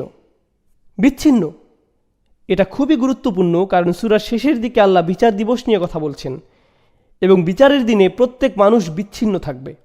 তারা বিচ্ছিন্ন থাকবে একে অপরের থেকে। আল্লাহ বলেন অতাকাত্তাআত বিহুমুল আসবাব, তারা পরস্পরের থেকে বিচ্ছিন্ন হবে। আল্লাহ বলেন ইয়াউমা ইয়াফিরুল মারউ মিন আখিহি ওয়া উম্মিহি ওয়া আবিহি, মানুষ দৌড়ে পালাবে তার ভাই থেকে, মায়ের থেকে, বাবার থেকে। ওয়া সাহিবাতিহি ওয়া বানিহি, তো এটা হলো চূড়ান্ত বিচ্ছিন্ন হওয়া। কিন্তু প্রতিদিন আমরা এটার মুখোমুখি হই ঘুমের মাধ্যমে। এটা এতই শক্তিশালী যে অবিশ্বাসীরাও মানতে বাধ্য। যাই হোক, ওয়াজআলনা নাওমাকুম সুবাতা ওয়াজআলনা আল-লাইলা লিবাসা, আমরা রাতকে তৈরি করেছি পোশাক হিসেবে। রাতকে আমরা পোশাক বানিয়েছি। এখন এখানে রাতকে কেন পোশাক বলা হচ্ছে? কারণ রাত আপনাকে আবৃত করে ফেলে, আপনাকে চাদরের ন্যায় মুড়িয়ে নেয়। পোশাক হচ্ছে এমন কিছু যেটার আবরণে আপনি নিজেকে ঢেকে রাখেন। আপনারা জানেন মানুষ এই রাত্রিকে ব্যবহার করে লুকিয়ে থাকে। অন্যায় অবিচার এই রাত্রের বেলাতে ঘটে। সকল গোপনীয়তা এই রাতকে কেন্দ্র করে আবর্তিত হয়। অতর্কিত হামলাগুলো রাতেই ঘটে। চুরি ডাকাতি সব রাতেই সংঘটিত হয়। এই সকল কিছুই রাতের সাথে জড়িত, কেননা এটা গোপনীয়তার উৎকৃষ্ট সময়। কিন্তু আরেকটা বিষয় যা এখান থেকে বোঝা যাচ্ছে, এই রাত একটা আবরণ, একটা চাদর যা আপনার উপর চাপানো হচ্ছে, এবং আপনি এটা সরাতে পারছেন না। এই রাত থেকে বেঁচে থাকা আপনার ক্ষমতার বাইরে। আপনি এই ঘরের আলো জ্বালিয়ে দিতে পারেন, আপনি এই ঘরে আলো জ্বালিয়ে দিতে পারেন, কিন্তু তার মানে রাত থেকে মুক্ত হয়ে যাচ্ছেন এমন না। এই রাত সকলকে পরাজিত করে, ঠিক যেমন দিনও সকলকে পরাজিত করে। তো আল্লাহ আজ্জা জাল্লা এই রাতকে আপনার উপর প্রকট করেছেন, অর্থাৎ এটা আল্লাহর অসংখ্য সৃষ্টির মধ্যে আরও একটি সৃষ্টি যা পৃথিবীতে সকল সৃষ্টিকে পরাভূত করে। এই রাত্রি ওয়াজআলনা আল-লাইলা লিবাসা ওয়াজআলনা আন-নাহারা মাআশা, আর আমরা দিনকে করেছি। এখানে মাস শব্দটি জরফে জামান হতে পারে, কিংবা অ্যাডভার্ব হতে পারে, কিংবা সময় বা স্থান বোঝানো কোনো বিশেষ্য। আক্ষরিকভাবে এখানে সময়, অথবা এটা ইনফিনিটিভ হতে পারে, যেটাকে আরবিতে বলে মাসদার। এবং এর দ্বারা আয়াতে কি বোঝায় সেটা আমরা সামনে আলোচনা করব। ওয়াজআলনা আন-নাহারা মাআশা, আর আমরা উজ্জ্বল দিন বা সকালের সময়কে জীবিকার মাধ্যম বা জীবিকার সময় বানিয়েছি। মাস বলতে এই দুটোর দিকে ইঙ্গিত করা হয়েছে। দিনের সময়টাতেই মানুষ তার জীবিকা উপার্জন করে থাকে, আর এটা বিশেষভাবে মরুভূমির ক্ষেত্রে সত্য, কেননা মরুভূমিতে খুবই কম জায়গা আছে যেখানে চাষবাস করা যায়, এবং সেখান থেকেই পুরো অঞ্চলের মানুষদের খাবারের ব্যবস্থা হয়। এই খাবার উৎপাদিত হবে না, যদি না সেটা সূর্যের আলো সঠিকভাবে পায়। অর্থাৎ দিনের সময়টা হচ্ছে মাধ্যম যখন জীবনের সঞ্চার হয়, আর সাথে এটা হচ্ছে এমন সময় যখন ব্যবসা বাণিজ্য করা হয়, সাথে সকল কাজকর্ম করা হয়, দিনের বেলাতেই এগুলো হয়। এমনকি বর্তমানের এই আধুনিক যুগেও স্টক মার্কেট সকালবেলাতেই শুরু হয়, রাতে বন্ধ হয়। সাধারণত আপনি যদি কোনো চাকরিতে ঢোকেন, সেটা সকালে শিফটেই হয়, রাতে না। বেশিরভাগ মানুষ সকালেই কাজ করে। তো এটাই হচ্ছে সময় যখন মানুষদের জীবিকা উপার্জন ঘটে থাকে এবং মাসের ব্যবস্থা হয়ে থাকে, জীবনযাত্রার মাধ্যম। পরিশেষে আল্লাহ বলছেন, ওয়াবানাইনা ফাওকাকুম সাবআন শিদাদা, আর আমরা নির্মাণ করেছি, তৈরি করেছি তোমাদের উপর সাবআন শিদাদা। এখানে ফাওকাকুম আপনারা যদি অন্য আয়াতগুলোতে লক্ষ্য করেন, যেগুলো মাত্র আসলো, সবগুলোতেই কিছু আভাস ছিল সরাসরি না থাকলেও পরোক্ষভাবে মানুষদের উদ্দেশ্য করে। ওয়াজআলনাল লাইলা লিবাসা, আমরা রাতকে বানিয়েছি আবরণ। কাদের জন্য? আমাদের জন্য। দিনকে বানিয়েছি জীবিকা উপার্জনের জন্য। কাদের জন্য? আমাদের জন্য। তো এগুলোতে সর্বদাই আমাদের দিকে ইঙ্গিত করা হয়েছে, সাথে আমাদের দুর্বলতা, হীনতা স্পষ্ট করা হয়েছে আল্লাহর সৃষ্টিসমূহের সামনে, এবং আল্লাহর অন্য সকল সৃষ্টির নিকট আমরা কতটা নির্ভরশীল সেটা। তো আবারও আল্লাহ এখানে বলছেন না অবানাইনা সাবান শিদাদা, আমরা 7টি প্রগাঢ় আসমান নির্মাণ করেছি, 7টি ক্ষমতাবান ত্রুটিহীন ঊর্ধ্বালোক তৈরি করেছি, না। কিন্তু তিনি এখানে যুক্ত করেছেন ফাওকাকুম, আমরা তোমাদের উপর নির্মাণ করেছি। আর এই নির্মাণ কৌশল, নির্মাণের আইডিয়া যদি মানুষের ক্ষমতার সাথে তুলনা করা হয়, আমরা মানুষরাও নির্মাণ করি, তো তুলনা করে দেখুন, মানুষরা সর্বোচ্চ যা নির্মাণ করতে পারে আর আল্লাহ যা করছেন সাবআন শিদাদা। সুবহানাল্লাহ। লক্ষ্য করুন, প্রতিনিয়ত আমাদেরকে আমাদের অবস্থান স্মরণ করানো হচ্ছে। এই আলোচনা যুক্তিগুলোর পিছনে মূল লক্ষ্য মানুষকে তার অবস্থান স্মরণ করানো। তোমাদের যোগ্যতা নেই যে তোমরা পরকালের ব্যাপারে এমন মন্তব্য করো। তোমাদের ক্ষমতা সম্পর্কে তোমাদের ধারণা থাকা উচিত। তোমরা কতটুকু দুর্বল, কতটা তুচ্ছ সেটা তোমাদের বোঝা উচিত। অবানাইনা ফাওকাকুম সাবআন শিদাদা, আর যথারীতি এর উপর ওয়াজআলনা সিরাজা ওয়াহাজা, এবং তারপর আমরা স্থাপিত করেছি সিরাজ। সিরাজ আরবিতে রূপকার্থে ব্যবহৃত হয়। এর দ্বারা সকল কিছু যা আলোর নিঃসরণ ঘটায় তা বোঝায়, অথবা যা জ্বলে। কিন্তু কোরআনে সর্বদাই এর দ্বারা সূর্যকে বোঝানো হয়েছে। এর পরের শব্দটাতে আমরা ইসমে মুবালাগার প্রয়োগ দেখতে পাই, অহাজা। অহাজ শব্দটি এসেছে অহাজা ইয়াহাজু ওয়াহাজুন থেকে, যেটার ভিত্তিগত অর্থ দ্বারা এমন কিছু যেটা অসাধারণ কিংবা উদ্দীপ্ত। এর সাথে যুক্ত হলো অহাজ, যেটা আরবিতে সেই রূপ যেটা কিনা শব্দের অতিশায়ন ঘটায়, অর্থাৎ অস্বাভাবিকভাবে উদ্দীপ্তময় অসাধারণ প্রদীপ আমরা তোমাদের জন্য স্থাপন করেছি। তো দুনিয়াতে তোমরা যত প্রকার বাতি জ্বালাতে পারো, যত প্রকারের ঝাড়বাতি তৈরি করতে পারো, সেগুলোর তুলনায় আল্লাহ তাআলার এই সৃষ্টি কেমন? আবারও এর দ্বারা জানান দেয়া হচ্ছে মানুষের ক্ষমতাহীন অবস্থা। একই সময়ে আল্লাহ সুবহানাহু ওয়া তাআলার সৃষ্টিশীল ক্ষমতার রূপ। ওয়া আনজালনা মিনাল মুসিরাতি মাআন সাজ্জাজা, একটি চমৎকার আয়াত যা আল্লাহর সৃষ্টিশীল নৈপুণ্যের প্রকাশ ঘটাচ্ছে। তিনি বলছেন, আমরা পাঠিয়েছি মিনাল মুসিরাত। আসারা শব্দটি আরবিতে, অথবা ইয়াসার যেটা মাজদার, এর অর্থ হচ্ছে চাপ দিয়ে নিঃশেষিত করা, শক্ত মুষ্টিতে নিংড়ানো। একটা মত অনুযায়ী এর দ্বারা বাতাসকে বোঝানো হচ্ছে। বাতাস বহমান হয়, তারপর তা মেঘদের চাপ দিয়ে নিংড়িয়ে নেয়, এবং এরপর মেঘ থেকে পাওয়া যায় বৃষ্টি। তো এখানে একটা চিত্র উপস্থাপিত হলো, বাতাসের সবশেষ মেঘদের নিংড়িয়ে দেয়া।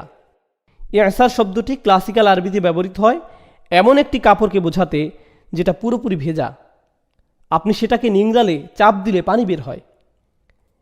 এছাড়াও ইয়াসার ব্যবহার করা হয় সেই মেঘমালাকে বোঝাতে যেটা পানি দ্বারা পরিপূর্ণ, আর নিতে পারছে না, এবং পরবর্তীতে বৃষ্টি হচ্ছে। তো এই দুইটি হচ্ছে অর্থ যা আমরা পাই মুসিরাতের মাধ্যমে। মেঘমালা যা বাতাসের চাপে থাকে, অথবা মেঘমালা যা পানি দ্বারা পরিপূর্ণ থাকে। মা আন সাজ্জাজা, পানি যা কিনা সাজ্জাজা। সাজ শাব্দিক অর্থে বোঝায় উদ্বেলিত, প্রবাহিত, অতিমাত্রায় ভারী বর্ষণ কিংবা জলোচ্ছ্বাস, অর্থাৎ আমরা অত্যাধিক মাত্রায় পানি সরবরাহ করছি। আবারও যেটার মানুষের সাথে তুলনা চলে না, আমরা জানি পানি হচ্ছে এমন আরেকটা বিষয় যা মানুষকে পরাভূত করে, হয়তো এর অতিপ্রবাহের দরুন অথবা এর ঘাটতির দরুন।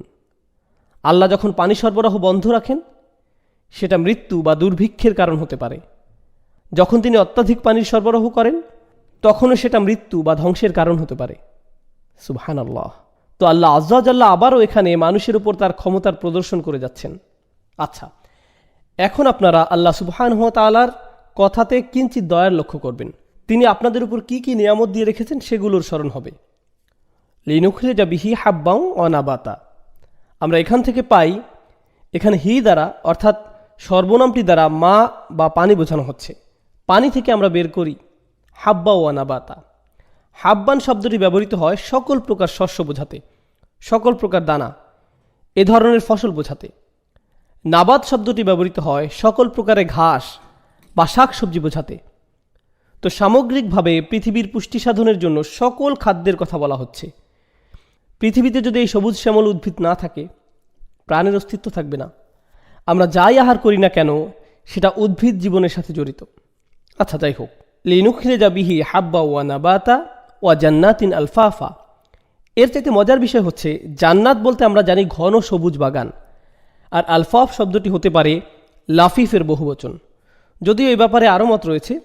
লাফিফ শব্দের অর্থ যা ছড়ানো বা জড়ানো থাকে। তো দৃশ্যায়ন হচ্ছে এমন বাগানের যেখানে গাছের সাথে ডালপালা, পাতাসমূহ একত্রে বিজড়িত অবস্থায় আছে। সূক্ষ্মভাবে এটা আরেকটার সাথে যুক্ত, দেখতে মনে হচ্ছে একে অপরের সাথে জট লাগা অবস্থায় আছে। এটাই হচ্ছে ওয়া জান্নাতিন আলফাফা। গাছপালা যেগুলো এতটাই কাছাকাছি আর এতটাই ঘন যে আপনি বলতে পারবেন না কোথায় শুরু আর কোথায় শেষ, এটাই জান্নাতিন আলফাফা। এটাই মূলত দৃশ্যায়ন যা এখানে করা হয়েছে।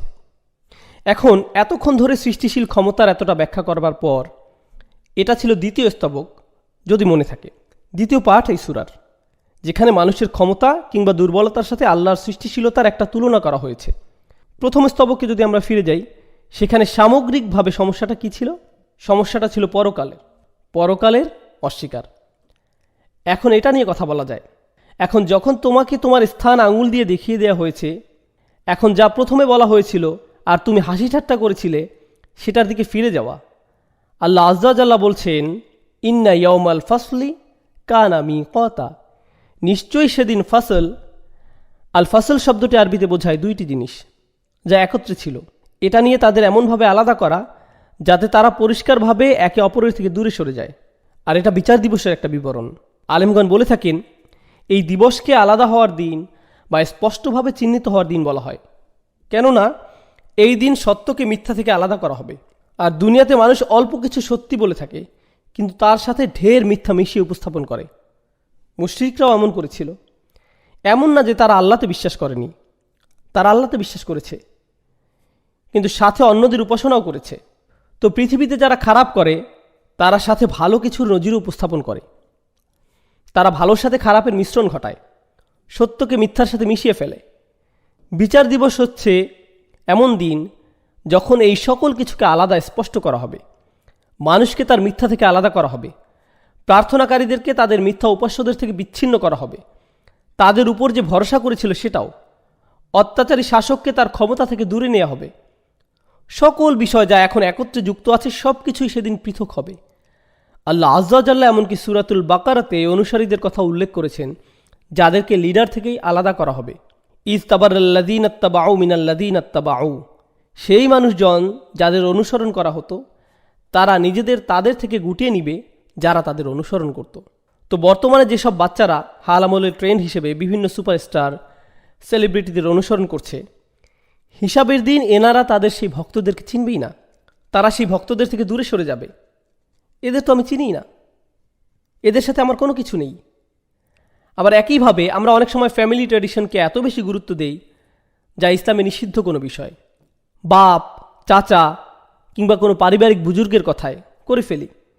বিচারের দিন এই আঙ্কেল আন্টিও যার কথায় আমি সুদ নিয়েছি, অশালীন পার্টি আয়োজন করেছি, অসৎ ব্যবসায় অংশ নিয়েছি, আমাদের থেকে সরে যাবে, সরাসরি অস্বীকার করবে, বলবে আমরা তোর কিছুই জানি না। যাই হোক, ইন্না ইয়াউমাল ফাসলি কানা মিকাতা। এই ফাসল বা পৃথক করার দিনের একেবারে সর্বোচ্চ চিত্রায়ন যেটা আল্লাহ আজ্জা ওয়া জাল্লা করেছেন, এই দিনে মা তার সন্তান থেকে পৃথক হবে। এটাই সম্ভবত সবচাইতে স্পষ্ট বিবরণ যা আল্লাহ তাআলা এই ফাসল বোঝাতে ব্যবহার করেছেন। আল্লাহ আমাদের এই দিনের ভয়াবহতা থেকে রক্ষা করুন। যেহেতু নামাজের সময় হচ্ছে, এই আয়াত নিয়ে আর সামান্য কিছু কথা বলে আমি শেষ করছি বিইজনিল্লাহ। আল্লাহ এই আয়াতে বলছেন, ইন্না ইয়াউমাল ফাসলি কানা মিকাতা, বিচ্ছিন্ন করার এই দিন, স্পষ্টভাবে চিহ্নিত করার এই দিন, দুটো বিষয়কে পৃথক করার এই দিবস ইতিমধ্যে নির্দিষ্ট হয়ে গেছে। মিকাত হচ্ছে যেটাকে জারফে জামান বলা হয়, এই নির্ধারিত সময়। এটা আশারই ছিল, এক সময় যেটা হতোই, এই সময়টা আঘাত হানতই। আপনি যদি এখন সকল জিনিসগুলোর দিকে লক্ষ্য করেন, যেগুলোর বিষয়ে আল্লাহ আজ্জা জাল্লা এখানে কথা বলছেন, জোড়ায় জোড়ায় সৃষ্টি, গাছপালা বৃদ্ধি, সূর্য, রাত ও দিন, এই সকল কিছু যেগুলোর নির্দিষ্ট সময় আছে, যাদের জন্য সুনির্দিষ্ট সময় বরাদ্দ আছে, একইভাবে আমাদের জীবনেরও একটা জোড়া আছে। কিছু না কিছুর সাথে এটি বন্ধনে আবদ্ধ। কিসের সাথে আমাদের জীবনের জোর? এটির জোর হচ্ছে পরকালের সাথে, যার জন্য এটা একটা নির্দিষ্ট সময় আছে। যেভাবে আপনি কোনো ঋতুর পরিবর্তন আশা করেন, অথবা দুপুরের পর রাতের আশা করেন, রাতের পর সকালের আশা করেন, একইভাবে মাথায় রাখেন যে এটিও নির্দিষ্ট করা আছে এবং এটিই ঘটবে, অপরিবর্তনীয়। ধীরে ধীরে আমরা সেদিকেই এগোচ্ছি, আপনি সেটা পছন্দ করেন বা না করেন।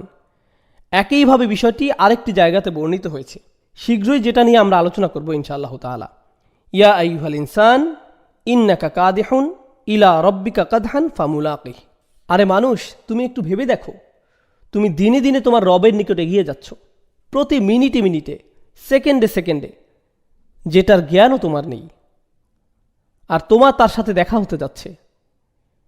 অনেকটা এমন যে আপনি যাই করেন না কেন, আপনারা সম্ভবত প্রত্যেকেই লিফটে চড়েছেন, যেটাতে আপনি শুধু দাঁড়িয়ে থাকেন, লিফট এগোতে থাকে। আমরা এভাবেই দাঁড়িয়ে আছি, বুঝি বা না বুঝি, আর সেদিকেই এগিয়ে যাচ্ছি, আমাদের রবের দিকে আমরা অগ্রসর হচ্ছি। আল্লাহ আমাদেরকে এই দিনের জটিলতা থেকে পানাহ দান করুন বিইজনিল্লাহি তাআলা। এশার সালাতের পর আমরা আবার সূরা নাবার দার্স শেষ করার চেষ্টা করব। যেখানে শেষ করেছিলাম সেখান থেকে আবার আমরা শুরু করতে যাচ্ছি। আয়াত নম্বর 17, সূরাতুন নাবা। ইন্না ইয়াউমাল ফাসলি কানা মিকাতা। আমরা আলোচনা করছিলাম, কোনো সন্দেহ নেই বিচ্ছিন্নকারী সেই দিন নির্ধারিত হয়েছে, আর সেটার সময়ও নির্দিষ্ট। মিকাত, মিকাত শব্দটি আরবিতে জারফে জামান। এর দ্বারা কোনো কিছুর জন্য নির্ধারিত এমন সময় বোঝায় যেটা নড়চড় হবে না। আল্লাহ বলেন, ইয়াউমা ইউনফাখু ফিস-সূরি ফাতাতুনা আফওয়াজা। এখন সেই দিবসের পরিচয় পর্ব সম্পন্ন হয়েছে। বাকি আয়াতসমূহে বিচার দিবসের কার্যক্রম বর্ণনা করা হবে। আল্লাহ আজ্জা জাল্লা এখানে আলোচনা শুরু করেছেন ইয়াউমা ইউনফাখু ফিস-সূর, সেই দিন যখন বিস্ফোরণ ঘটানো হবে। নাফাখা ইয়ানফাখু নাফখান, ফিস-সূর ফুৎকার দেওয়া হবে, সূরে অর্থাৎ ডঙ্কায়। তবে আরবিতে আক্ষরিকভাবে সূর বলতে বোঝায় শিং, মানে বন্যপ্রাণীদের শিং বা সেই শিং যেটাতে ফু দেয়া হয়। ফাতাতুনা আফওয়াজা, তাতুন শব্দটি এখানে হাদির ফর্মে, অর্থাৎ মধ্যম পুরুষ। ফলস্বরূপ তোমরা সবাই সামনে আসবে, দলে দলে, বৃহৎ পরিমাণে। আল্লাহ আজ্জা জাল্লা কুফফারদের ব্যাপারে কথা বলার পরিবর্তে এখন সরাসরি কুফফারদের সাথেই কথা বলছেন। সূরা শুরু হয় আম্মা ইয়াতাসা আলুন বলার মাধ্যমে। সেখানে তাসা আলুন বলা হয়নি, তারা একে অপরকে জিজ্ঞাসা করছে, অর্থাৎ উত্তম পুরুষ হিসেবে। কিন্তু এখন আল্লাহ তাদেরকেই বলছেন সরাসরি। অন্যভাবে বললে, শুরুতে আল্লাহ তাদের প্রতি ক্ষোভ প্রকাশ করেছিলেন, তাদের সাথে সরাসরি কথা না বলেই তিনি তাদের ব্যাপারে শুধু আলোচনা করেছিলেন। আরবিতে এটাকে বলা হয় তাবঈদ, ব্যক্তি থেকে নিজেকে দূরে সরানো, যার সাথে আপনি খুশি নন। তবে আরবিতে আরও একটি উপায় আছে কারো প্রতি নিজের ক্ষোভ জাহির করার জন্য, যেখানে প্রথমে ব্যক্তির সাথে সরাসরি কথা বলা হয় না, তবে পরবর্তীতে হঠাৎ তার দিকে ফেরা হয় আর তাকে হঠাৎ সারপ্রাইজ করে দেওয়া হয়। এরকম ক্লাসরুমে প্রায় হতে দেখা যায়। কেউ যদি কোনো বিষয়ে ফেল করে, টিচার ক্লাসরুমে ঢুকে পরোক্ষভাবে বলে, কিছু ছেলেপেলে একেবারেই পড়াশোনা করে না। এখন সব ছাত্ররাই কিছুটা নার্ভাস, কিন্তু কেউই জানে না যে এটা কার বিষয় বলা হচ্ছে। তারপর শিক্ষক মশাই তার কথার ভিতরেই হঠাৎ আবদুল্লার দিকে ফিরে বলেন, এই আবদুল্লাহ তুমি। এতে কি হবে মনে করেন? আবদুল্লাহ হঠাৎ আকাশ থেকে পড়ল। কাউকে সাবধান করার জন্য আল্লাহ তাআলা কোরআনে প্রায় এই স্টাইলের অবতারণা করেন। যেমন ধরুন, আল্লাহ তাআলা কোরআনে বলেন, ওয়াকালু ইত্তাখাযাল্লাহু ওয়ালাদা, তারা বলে আল্লাহ পুত্র সন্তানের পিতা হয়েছেন। লাকাদ জিতুম শাইআন ইদ্দা, তোমরা তো এক ভয়ঙ্কর কথার অবতারণা করেছ, জঘন্য বিষয় নিয়ে এসেছ।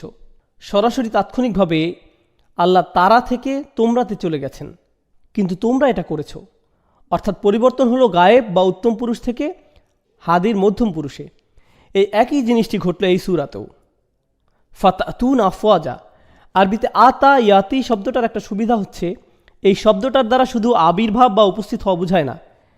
যেমন যা আ ইয়াজি উ শব্দটার দ্বারা আবির্ভূত হওয়া বোঝায়, কিন্তু আতা ইয়াতি দ্বারা কারো আবির্ভাব বোঝায়, সাথে আত্মসমর্পণও বোঝায়। আসমান ও জমিন আল্লাহর দিকে ফিরল এবং তারা বলল, আমরা আসলাম মাথা নত করে, মানে আমরা আত্মসমর্পণ করলাম পুরোপুরি। তাই ফাতাতুন আফওয়াজা অর্থাৎ তোমরা দলে দলে আত্মসমর্পণ করবে। তোমরা দলে দলে শুধু আসবে এমন না, তোমরা দলে দলে বশ্যতা স্বীকার করে নিবে। এখানে মূলত তুলনা চলছে কিভাবে এখন তারা বিদ্রোহ করছে আর কিভাবে তারা তখন দলে দলে আত্মসমর্পণ করবে আল্লাহর নিকট। অফুতিহাতিস সামা উ ফাকানাত আবওয়াবা।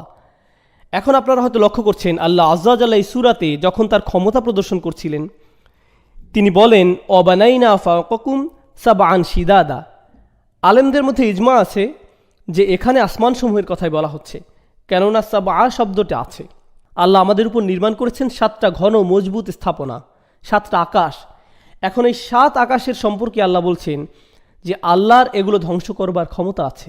আল্লাহ নিজেই এই 7 আকাশের ক্ষমতার দৃশ্যায়ন করছেন, আর তিনি নিজেই এখন আকাশসমূহের ব্যাপারে একত্রে বলছেন অফুতিহাতিস সামা উ ফাকানাত আবওয়াবা। আর সামা আকাশকে তখন খোলা হবে, আকাশকে চিরে প্রকাশিত করা হবে বাস্তবেই। ফাকানাত আবওয়াবা মনে হবে যেন এগুলো দরজা। এটা হচ্ছে কুরআনিক বালাগার একটা উদাহরণ। আকাশসমূহ দরজার ন্যায় হবে, এর দ্বারা কি বোঝায়? পূর্বে যে ফিল বা ক্রিয়া আমরা সামওয়াতের সাথে ব্যবহার করেছি বা নাই না, সেখান থেকে বিষয়টি স্পষ্ট করা যায়। আল বিনা শব্দের অর্থ নির্মাণ করা। নির্মাণ বা স্থাপনার ক্ষেত্রে একটা বিল্ডিং এর সবচাইতে দুর্বল অংশ কোনটি হয়? অবশ্যই সেটি দরজা। দরজাই সেই অংশ যেটা প্রচুর খোলা ও বন্ধ করা যায়। আপনি যদি একটা বাড়ির কিছু ভাঙতে চান, প্রথমে কোথায় আঘাত করবেন, কোথায় আক্রমণ করবেন? অবশ্যই দরজায়, কারণ এটি কলকব্জা দ্বারা আটকানো থাকে আর সহজেই নড়াচড়া করে। ঘরের জানালাও দরজার মতো এত বেশি ব্যবহৃত হয় না। এটাই হচ্ছে কোনো স্থাপনার সবচেয়ে দুর্বল অংশ। কেউ যদি আপনার ঘরে আক্রমণ করে, অবশ্যই সে দরজা শুরু করে, দেয়ালে নয়। তো আল্লাহ আজ্জা ওয়া জাল্লা এই অতুলনীয় অসাধারণ স্থাপনার ব্যাপারে বলছেন এটা পুরোপুরি একসাথে একটি দুর্বল স্থাপনার ন্যায় হবে, দরজার ন্যায়। ফাকানাত আবওয়াবা, এটাকে মনে হবে এমন দরজার মতো যেটা খোলা ও বন্ধ করা যায়। তোমরা জায়গায় জায়গায় ফাটল দেখতে পাবে, যেখানে আকাশের বর্তমান অবস্থা আমরা জানি। হাল তারা মিন ফুতুর, তোমরা কি কোথাও কোনো ফাটল দেখতে পাও? আল্লাহ আমাদের চ্যালেঞ্জ করছেন দেখানোর জন্য। সুম্মার জিআইল বাসরা কাররাতাইনি ইয়ানকালিব ইলাইকাল বাসারু খাসিয়াও ওয়া হুয়া হাসির। তুমি খুঁজতে থাকো, তোমার চোখগুলো ক্লান্ত হয়ে যাবে কিন্তু ত্রুটি খুঁজে পাবে না। আর পরকালে বিচার দিবসের দিন আল্লাহ বলছেন অফুতিহাতিস সামাউ ফাকানাত আবওয়াবা। তখন আকাশের অবস্থা হবে এরকম যে অবস্থার সৃষ্টি করে তিনি অবিশ্বাসীদের মুগ্ধ করতে চেয়েছিলেন। পরবর্তী বিষয়ে লক্ষ্য করুন, আল্লাহ এর আগে প্রথমে বলেছিলেন অল জিবালা আওতাদা। এই সূরাতে তিনি পর্বতের ব্যাপারে বলছেন তোমরা সকলে মিলে যে তাঁবু বানাতে পারো।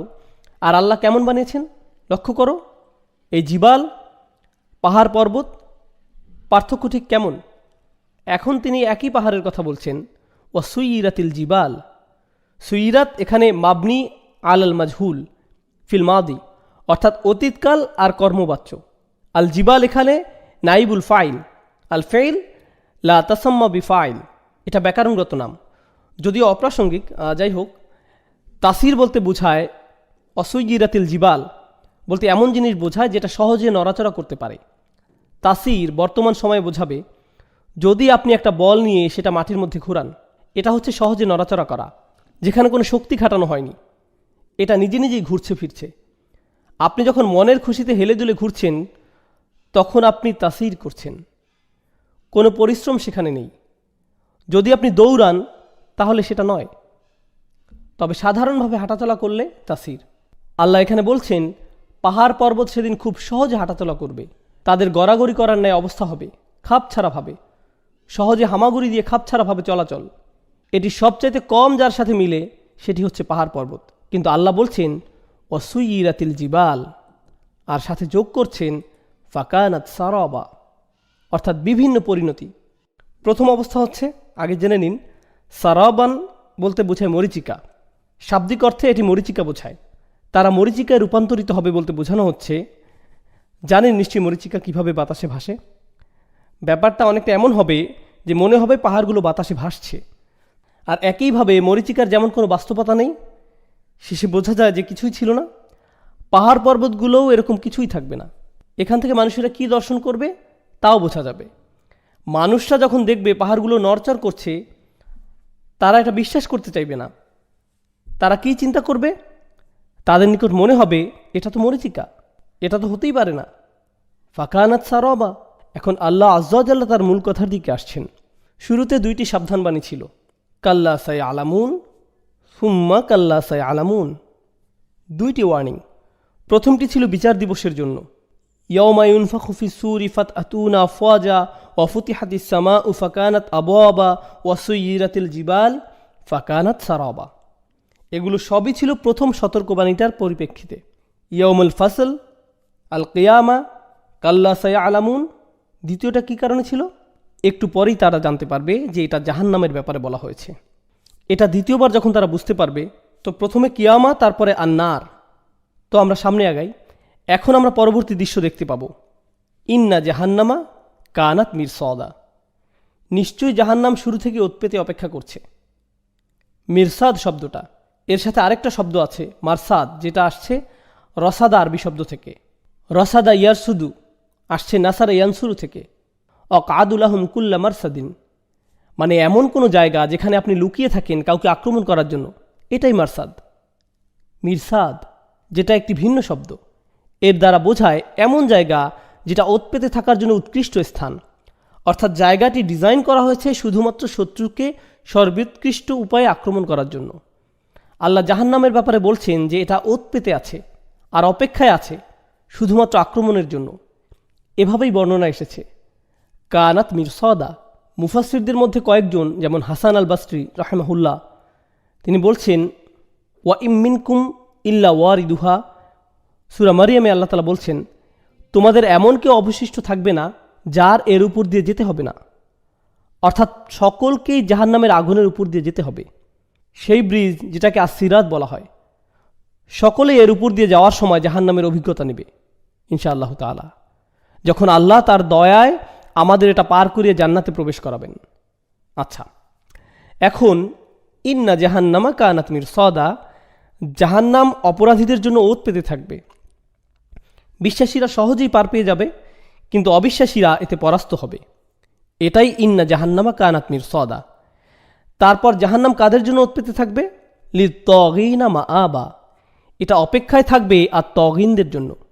আল্লাহ বলেননি কাফিরদের জন্য, মুনাফিকদের জন্য, ফাসিকদের জন্য। অনেক শব্দ এখানে ব্যবহার করা যেত। নির্দিষ্টভাবে আল্লাহ এখানে যে শব্দটি ব্যবহার করেছেন আর তগিন, কেননা এটা ভিতরের বিষয় বলা হচ্ছে। কুফুর হচ্ছে মানুষের বাহ্যিক বিষয়, কিন্তু অন্তরে কি থাকে? আত্মজ্ঞান, বিদ্রোহ ভাব। আমি আমার মনে যা চাই তাই করব। এই দুনিয়ায় কিছু মানুষ যারা দেখতে জ্ঞানী, যেমন প্রফেসর, ফিলোসোফার, সায়েন্টিস্ট, ওনারা কিংবা যারা নাস্তিক, তারা ধর্ম মানতে চায় না। এর পেছনের কারণ এই না যে ওনাদের কাছে বড় বড় কোনো যুক্তি আছে। মূল কারণ হচ্ছে ওনারা নিজেদের মন যা চায় সেভাবেই চলতে চান। উচ্চতর কোনো কর্তৃপক্ষ ওনারা মানতে ইচ্ছুক নন। অন্যভাবে বললে, ওনারা অন্য যে কোনো আইন প্রণেতা কর্তৃপক্ষের বিরুদ্ধে বিদ্রোহ করতে চান। সব সমস্যার মূলে এটাই কারণ। আর নাবা ইল আযীম, বা এ সম্পর্কিত কোনো কিছুতে তাদের কোনো আগ্রহ নেই। আম্মা ইয়াতাসাআলুন আনিন নাবা ইল আযীম। তাহলে তারা কি জন্য জিজ্ঞেস করছে? কারণ হচ্ছে তাদের তুগয়ান, মানে লুকানো বিদ্রোহ ভাব। তো আল্লাহ বলছেন এই জাহান্নাম এটা কাদের জন্য উৎপেতে রয়েছে? যাদের অন্তরে এই বিদ্রোহ ভাব বিদ্যমান। তারপর আল্লাহ বলছেন মাআবা, এমন একটি জায়গা যেখানে তাদের যেতেই হবে। তারা বারবার পালাতে চাইবে, আর তাদের ধরে ধরে সেই জায়গাতে নিয়ে যাওয়া হবে। লিত্তাগিনা মাআবা, এমন স্থান যেখানে আপনি আশ্রয় নিতে ফিরে আসেন। এর থেকে আপনি বাঁচতে পারবেন না। আল্লাহ আজ্জা জাল্লা আমাদের জাহান্নামের আগুন থেকে রক্ষা করুক। মাআব শব্দটি একই সাথে মাজদার আর জারফ, তার মানে এর দ্বারা একই সাথে স্থান নেয়ার জায়গা আর সাথে নিজেই অবস্থান বোঝায়। যেভাবে সাধারণত এটার ব্যাখ্যা করা হয়, লাবিসিনা ফিহা আহকাবা, এটা খুবই গুরুত্বপূর্ণ একটি আয়াত, যেটার বোঝাপড়া নিয়ে একটু ভুল বোঝাবুঝি হয়।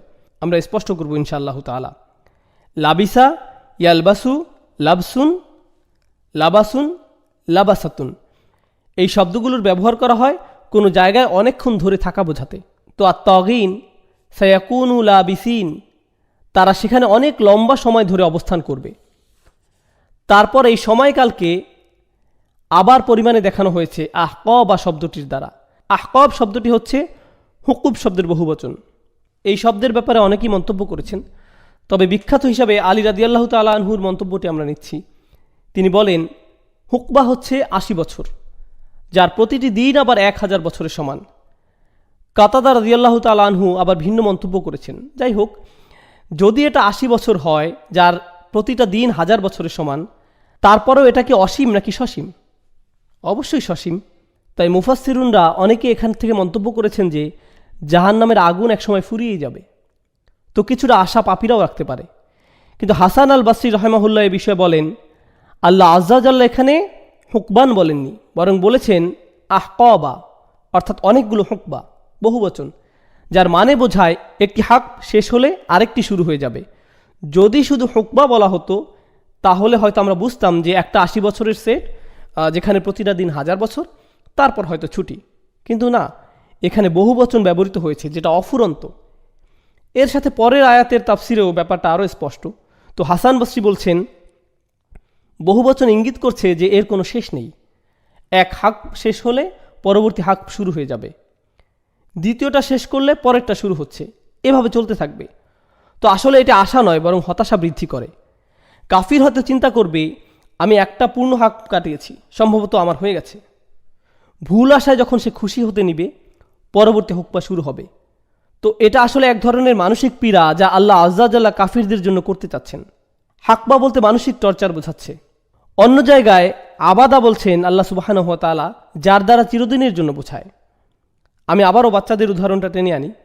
কোনো বাচ্চাকে যখন তার শিক্ষক 10 মিনিটের জন্য শাস্তি দেয়, যদি শিক্ষক জানে যে এটা আসলে 10 মিনিট নয়, 20 মিনিট, 10 মিনিট যখন শেষ হওয়ার মুহূর্তে আসে আর টিচার বলে আরও 10 মিনিট করতে হবে, পরবর্তী 10 মিনিট তার কাছে আর 10 মিনিট থাকে না, সেটা ঘন্টা থেকেও অনেক বেশি মনে হয় তার কাছে। মনে হয় এই 10 মিনিট আর এই জীবনে শেষ হবে না। এটাই হচ্ছে অপরাধীর জন্য একটা মানসিক অত্যাচার। তাকে আশা দেওয়া হয়েছে যে হাক শেষ হতে যাচ্ছে, এমন সময় আরেকটা শুরু হয়ে গেল। কিভাবে আমরা এ ব্যাপারে নিশ্চিত হতে পারি? কেননা পরবর্তী আয়াতে আল্লাহ আজ্জা ওয়া জাল্লা বলছেন, ফাযুকু ফালান নাযীদাকুম ইল্লা আযাবা। এটাই হচ্ছে প্রমাণ, এই আয়াত। আল্লাহ বলছেন, দেখো এখন তোমাদের জন্য শাস্তি ছাড়া আর অন্য কিছু আমরা বৃদ্ধি করব না। এই আয়াতটা আসলে কাফিরদের জন্য সবচেয়ে ভয়ঙ্কর আয়াত পুরো কোরআনে। যখন এটাতে যাব তখন আরও আলোচনা হবে ইনশাআল্লাহ। এখন আমরা যাচ্ছি সেই 2 ধরনের শাস্তির দিকে, যেগুলো আল্লাহ এই সূরাতে প্রগাঢ়ভাবে বলেছেন। লা ইয়াযুকুনা ফিহা বারদাও ওয়ালা শারাবা, তারা এখানে আস্বাদন করবে না কোনো ধরনের শীতলতা বা কোনো ধরনের পানীয়। আপনারা হয়তো জানেন, আল্লাহ তাআলা যখন কোরআনে জাহান্নামের একেবারে সর্বনিম্ন পর্যায়ের কথা বলেন, ওয়ালা ইম্মাসাতহুম নাফাতুন মিন আযাবি রাব্বিক, যদি তারা আল্লাহর আযাবের একেবারে সামান্য ছোঁয়াও পায়, যে শব্দটি এখানে ব্যবহৃত হয়েছে নাফহা, আরবিতে এই ধরনের শব্দ আছে, নাফহা যেটা নুন দ্বারা শুরু, লাফহা যেটা লাম দ্বারা শুরু, 2টা শব্দ। লাফহা বলতে বোঝায় উষ্ণ বাতাস, কিন্তু নাফহা যেটা নুনের সাথে, সেটার দ্বারা বোঝায় ঠান্ডা বাতাস।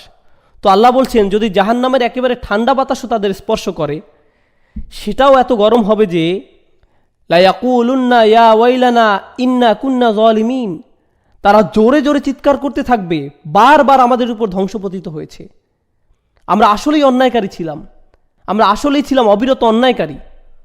তো এখানে আল্লাহ বলছেন যে তারা শীতল ধরনের কোনো কিছুর স্বাদ পাবে না, পানযোগ্য কিছুও পাবে না। মজার বিষয় হলো, লক্ষ্য করুন যে শ্রোতারা ছিল মরুভূমির মানুষ। মরুভূমিতে আপনি কোন 2টি জিনিস বেশি কামনা করেন? আপনি চান কিছুটা হলেও শীতলতা, আর সাথে চান পানীয়। মরুভূমি জীবনের এগুলোই মজা। আর আপনারা জানেন সেই আরবি শব্দ সমষ্টি কুররাতা আয়ুনু, তার চক্ষু শীতল হলো। এটা ব্যবহৃত হয় যখন আপনি মরুভূমি দিয়ে যাচ্ছেন আর এতটাই উষ্ণ আবহাওয়া যে আপনার চোখ গরমে জ্বলছে। পরে যখন উষ্ণতা কমে বা বালুঝড় থেমে যায়, তখন আপনি বলেন যে আমার চক্ষু শীতল হলো। এই শব্দ যুগলটি আল্লাহ কোরআনে ব্যবহার করেছেন যখন তিনি আমাদের জীবনসঙ্গী আর সন্তানদের বোঝাতে চেয়েছেন, রব্বানা হাবলানা বিন আজওয়াজিনা ওয়া যুররিয়াতিনা কুররাতা আয়ুন, আমাদের চোখের প্রশান্তি। তো শীতলতা আরবি কালচারে বড়ই প্রশান্তির বিষয়। আর আল্লাহ সেই প্রশান্তিটি ছিনিয়ে নিচ্ছেন আর তাদের পানীয় থেকেও বঞ্চিত করছেন। তারপর তিনি আরও দুইটি বিষয় যুক্ত করেছেন, ইল্লা হামিমান ওয়া গসাক। এই দুটি হচ্ছে বারদাও ওয়ালা শারাবা, এর পরিবর্তে শীতলতার পরিবর্তে তাদের উপর উষ্ণ উত্তপ্ত পানি ঢালা হবে। তো এটা হচ্ছে আগের দুটোর জায়গায় ঠান্ডা কিছু পাওয়ার পরিবর্তে তাদের আগুনে জ্বালানো হচ্ছে, আর পানীয়র পরিবর্তে তারা পাচ্ছে গসাক। গসাক হচ্ছে পুজ অথবা পচা রক্ত। জাহান্নামে তাদের অন্যান্য সঙ্গীদের থেকে শাস্তির মাধ্যমে যে পচে গলে যে পুজ বা পচা রক্ত নিঃসরণ হচ্ছে, সেটাই এখন তাদের একমাত্র পানীয় যা তারা পাবে। আল্লাহ আমাদের জাহান্নামের আগুন থেকে রক্ষা করুন। সব শেষে আল্লাহ সুবহানাহু ওয়া তাআলা যখন এভাবে ব্যাখ্যা করছেন, অবিশ্বাসীরা বলতে পারে এগুলো তো জঘন্য অত্যাচার, খুবই মারাত্মক। আমরা কি এতটাই খারাপ যে এগুলো আমাদের সাথে হবে?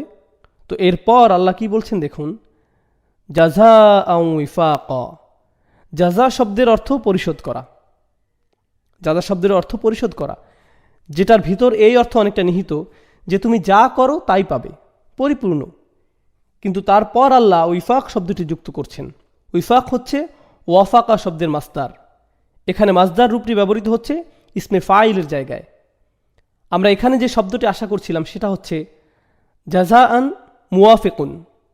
এটাই আমরা এখানে আশা করেছিলাম সাধারণ আরবি অনুযায়ী। তবে যখন আপনি বলছেন ওয়িফাক, তার মানে এখানে এর চাইতে উত্তম, একেবারে যথার্থ শাস্তি আর কোনোটা হতে পারে না। অর্থাৎ এই শাস্তি হচ্ছে এই জাহান্নামীরা ঠিক যতটা প্রাপ্য ঠিক বরাবর ততটুকু, এক বিন্দু কমও না বেশিও না। জাযাআন ওয়িফাকা। আর কাফিররা চিন্তা করবে, আমি আসলে এত কী বা খারাপ করলাম যে আমার আজকে এই অবস্থা? আল্লাহ বলছেন এটা হচ্ছে একেবারে যথার্থ শাস্তি যা তোমার প্রাপ্য। এখানে অতিরিক্ত কিছুই করা হয়নি, কোনো অন্যায় কিছুই চাপিয়ে দেওয়া হয়নি। এটাই ন্যায় বিচার। কোনো জুলুম করা হয়নি, যা তোমার পাওনা ঠিক তাই দেয়া হলো। তাহলে এমন কি কাজ আমি করলাম বলুন? ইন্নাহুম কানু লা ইয়ারজুনা হিসাবা। এখন এখানে বিষয়টিতে বিস্তারিত ইঙ্গিত দেওয়া হচ্ছে, এরাই হচ্ছে সেই মানুষ যারা কখনোই আশাই করেনি হিসাবের ব্যাপারে, তাদের কোনো প্রত্যাশা ছিল না। এখানে শব্দচয়নের দিকে লক্ষ্য করুন। আল্লাহ আযজা ওয়া জাল্লা বলছেন না যে এই মানুষরা জানতো, ইয়াতাওয়াক্কাউন, তাদের বিচার দিবসের তাওয়াক্কু ছিল, তারা জানতো হিসাবের ব্যাপারে, এমন বলেননি। না, বরং তারা আশাই করেনি। এখানে স্পষ্ট পার্থক্য রয়েছে। যখন আপনি জানেন না, এর মানে হচ্ছে আপনার কোনো ধারণাই নেই। কিন্তু যখন আপনি আশা করেন না, এর মানে আপনি এ ব্যাপারে শুনেছেন, আপনার জানা আছে বা আন্দাজ করছেন যে এটা আসছে, কিন্তু আপনার আশা ভরসা আপনি এমন করে রাখছেন যে এটা না হোক, আর আপনি আপনার মিথ্যা প্রত্যাশার দ্বারা প্রতারিত হচ্ছেন। সেজন্যই আল্লাহ কোরআনে বলছেন, তাদেরকে তাদের মিথ্যা আশার দ্বারা প্রতারিত হতে দাও। মিথ্যা আশা কি? সেটা হচ্ছে এই পরকাল, বিচার দিবস। আমার সব কাজকর্মের হিসাব সামনে আনা, এগুলো সম্ভবত কখনোই হবে না। দুঃখের বিষয় হচ্ছে বর্তমানে এই ধরনের চিন্তাভাবনা আমাদের মুসলিমদের মধ্যেও দেখা যায়। হয়তো আপনার পরিবারের মধ্যেও সেটা আছে। আপনি হয়তো পরিবারের কাউকে স্মরণ করাচ্ছেন, শোনো, আমাদের কাজকর্মের জন্য আল্লাহর কাছে আমাদের জবাবদিহি করতে হবে। যা বলছি তার হিসাব হবে, যা করছি তার হিসাব হবে, কিভাবে উপার্জন খরচ করছি সবই একদিন বিচার করা হবে। আর আপনার পরিবারের সেই ব্যক্তি আপনাকে বলবে, আরে তুমি আমাকে বিষণ্ণ করে তুলছো, আমি এই ব্যাপারে কথা বলতে চাই না। তো এখানে তাদের আশাকে নাড়িয়ে দেওয়া হচ্ছে, কিন্তু তারা চায় এই মিথ্যা আশাতেই পড়ে থাকতে। এরকম আমাদের আগের আহলে কিতাবদের মধ্যেও হয়েছে। আল্লাহ বলেন, তিলকা আমানিয়ুহুম, এগুলো হচ্ছে তাদের মনের ইচ্ছা বাসনা। তো এখানে ইন্নাহুম কানু লা ইয়ারজুনা হিসাবা, এটা হচ্ছে প্রথম অপরাধ, যেটা ছিল তাদের অন্তরে, তাদের মস্তিষ্কে, হৃদয়ে বা মনের গভীরে। তারা প্রতিদান দিবসের ব্যাপার আশা করত না, আর তাদের এই মিথ্যা আশা তাদের বাহ্যিক কার্যক্রমকেও প্রভাবিত করল। ওয়াকাযযাবু বিআয়াতিনা কিযাবা। তো এখানে কাফিরের অন্তরের অবস্থা আর তার বাহ্যিক অবস্থা দুটোই প্রকাশ পেয়েছে এই দুইটি আয়াতে। অন্তরের অবস্থা হচ্ছে ইন্নাহুম কানু লা ইয়ারজুনা হিসাবা, আর বাহ্যিক অবস্থা হচ্ছে ওয়াকানু বিআয়াতিনা কিযাবা, তারা আমাদের আয়াতের বিরুদ্ধে মিথ্যা বলে। এটা বলতে অনেক কিছু বোঝায়। প্রথমত তারা মিথ্যা বলছে, দ্বিতীয়ত তারা আল্লাহর অলৌকিক নিদর্শনের বিরুদ্ধে মিথ্যা বলছে, তারা আল্লাহর অলৌকিক ওহির বিরুদ্ধে মিথ্যা বলছে। আল্লাহর আয়াত বলতে দুই ধরনের আয়াত বোঝানো হয়, আয়াতে কাউনিয়া আর আয়াত কুরআনিয়া। আয়াত কাউনিয়া বলতে প্রকৃতি, পাহাড় পর্বত, পৃথিবী, আমাদের জীবনসঙ্গীগণ, আমরা যে জোড়ায় জোড়ায় সৃষ্টি হয়েছে এই বিষয়, রাত যখন আমরা ঘুম ছাড়া থাকতে পারি না, এগুলোই হচ্ছে আয়াত বা নিদর্শন যা আমাদের অস্তিত্বের সাথে জড়িত। তারপর আছে কোরআনের আয়াত। কাফিররা এই দুটি আয়াত নিয়েই চিন্তাভাবনা করতে অস্বীকার করে, দুটোকেই তারা অবহেলা করে। আর এখন ওয়াকাজ্জাবু বি আয়াতিনা কিজ্জাবা, জেনে রাখুন কিজ্জাব শব্দটা হচ্ছে মাসদার, যেটার সাথে জড়িত আরেকটা মাসদার হচ্ছে তাকযীব। বালিল্লাযীনা কাফারু ফি তাকযীব। যদিও আমরা এখানে পাই কিজ্জাব, দুটোর মধ্যে পার্থক্য হচ্ছে কিজ্জাব অধিকতর মন্দ। কিজ্জাব শব্দটি তাকযীব থেকে অধিকতর জঘন্য বোঝায়। আর যদি আপনি দুটো সূরার মধ্যে তুলনা করেন, তাহলে এই সূরাতে যাদের কথা বলা হয়েছে তারা নিতান্তই বেশি মন্দ। তাই এখানে এই শব্দটির ব্যবহার হয়েছে অন্যটির পরিবর্তে।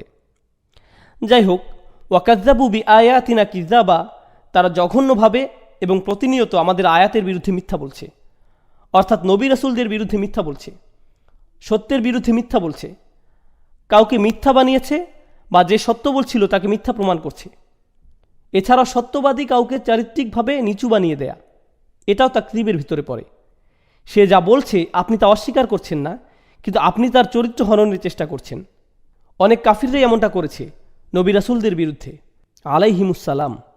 সত্যের বিরুদ্ধে তাদের কোনো যুক্তি বা দলিল ছিল না, তাই না পেরে তারা আল্লাহর বার্তাবাহকদের অপমান করার চেষ্টা করত। এতে হয়তো ঝামেলা শেষ হবে। এরপর আল্লাহ আযজা ওয়া জাল্লা বলছেন ওয়াকুল্লা শাইইন আহসাইনাহু কিতাবা। এই আয়াত তাদের মিথ্যা আশা শেষ করে দেয়। তারা আশা করছিল কোনো হিসাবের দিন থাকবে না। হিসাবের কথা বলতে গিয়ে আল্লাহ বলেন ওয়াকুল্লা শাইইন আহসাইনাহু কিতাবা, প্রত্যেকটা বিষয়। কুল্লা শাইইন হচ্ছে মাফউল বিহি, আর এটা হচ্ছে মুকদ্দম, অর্থাৎ আগে নিয়ে আসা হয়েছে তাআজ্জুবের কারণে, অর্থাৎ আকস্মিকতা বোঝাতে। তোমরা অবাক হইও না, আমরা প্রতিটা বিষয় আয়াত্তে নিয়ে রেখেছি। আহসাইনা, ইহসা শব্দটি আরবিতে, আধুনিক আরবিতে গণনা বোঝায়, আদাদা শব্দটির মতো, যেটিও গণনা বোঝায়। কিন্তু দুটির মধ্যে একটা পার্থক্য রয়েছে। ইহসা বলতে বোঝায় গণনা করে রাখা, আর সাথে সেটা রক্ষাও করা। গণনার সাথে আর্কাইভ বা সেভ করে রাখা, যাতে পুরোপুরি সংরক্ষিত থাকে। মানে আপনি এভাবে আপনার ডাটা হারাবেন না। যেমন অ্যাকাউন্টেন্ট বা লাইব্রেরিয়ান বইগুলো গণনা করে টুকে রাখতে পারে, কিন্তু বইগুলো আগুনে পুড়ে যেতে পারে বা হার্ড ড্রাইভ ক্রাশ করতে পারে। কিন্তু ইহসা শব্দের অর্থ আপনি সেগুলো গুনে রাখছেন শুধু এমন না, বরং সাথে সুরক্ষিতও করে রাখছেন, যাতে কোনো ক্ষতি না হয়। আল্লাহ বলেন ওয়াকুল্লা শাইইন আহসাইনাহু, আমরা সেটা গণনা করেছি আর সাথে সুরক্ষিতও করেছি। দুটোই। কিতাবা অর্থাৎ লিখিতভাবে বা লিখিত ডকুমেন্ট। ফাযুকু, এটা এমন একটি আয়াত যেটা সম্পর্কে বলা হয়েছে, আলেমগণ বলেন যে এই আয়াতটি হচ্ছে কোরআনের সবচেয়ে ভয়াবহ আয়াত, যেটি নিয়ে আমরা আলোচনা করতে যাচ্ছি। প্রতিবার যখনই তারা বের হয়ে আযাব থেকে পরিত্রাণ পেতে চেয়েছে, তাদের এমন আযাবে প্রবেশ করানো হয়েছে যেটা আগেরটার চাইতেও ভয়াবহ। এটাই সেটা যা এখানে উল্লেখিত হয়েছে। যাই হোক, ফাযুকু, আল্লাহ বলেন তারপর তোমরা এগিয়ে যাও আর স্বাদ নিতে থাকো। এখন আপনারা যদি আগের আয়াতটির দিকে লক্ষ্য করেন, ওয়াকাজ্জাবু বি আয়াতিনা কিজ্জাবা, তারা মিথ্যা বলেছিল, এখানে নাম পুরুষ ব্যবহার করা হয়েছে, মানে বাইদ, অর্থাৎ অনেক দূরের বিষয়। কিন্তু হঠাৎ ফাযুকু, তোমরা সকলে স্বাদ গ্রহণ করো, এখানে তুমি বলে সম্বোধন করা হচ্ছে, তারা নয়, নিকটে আনা হচ্ছে বিষয়টা।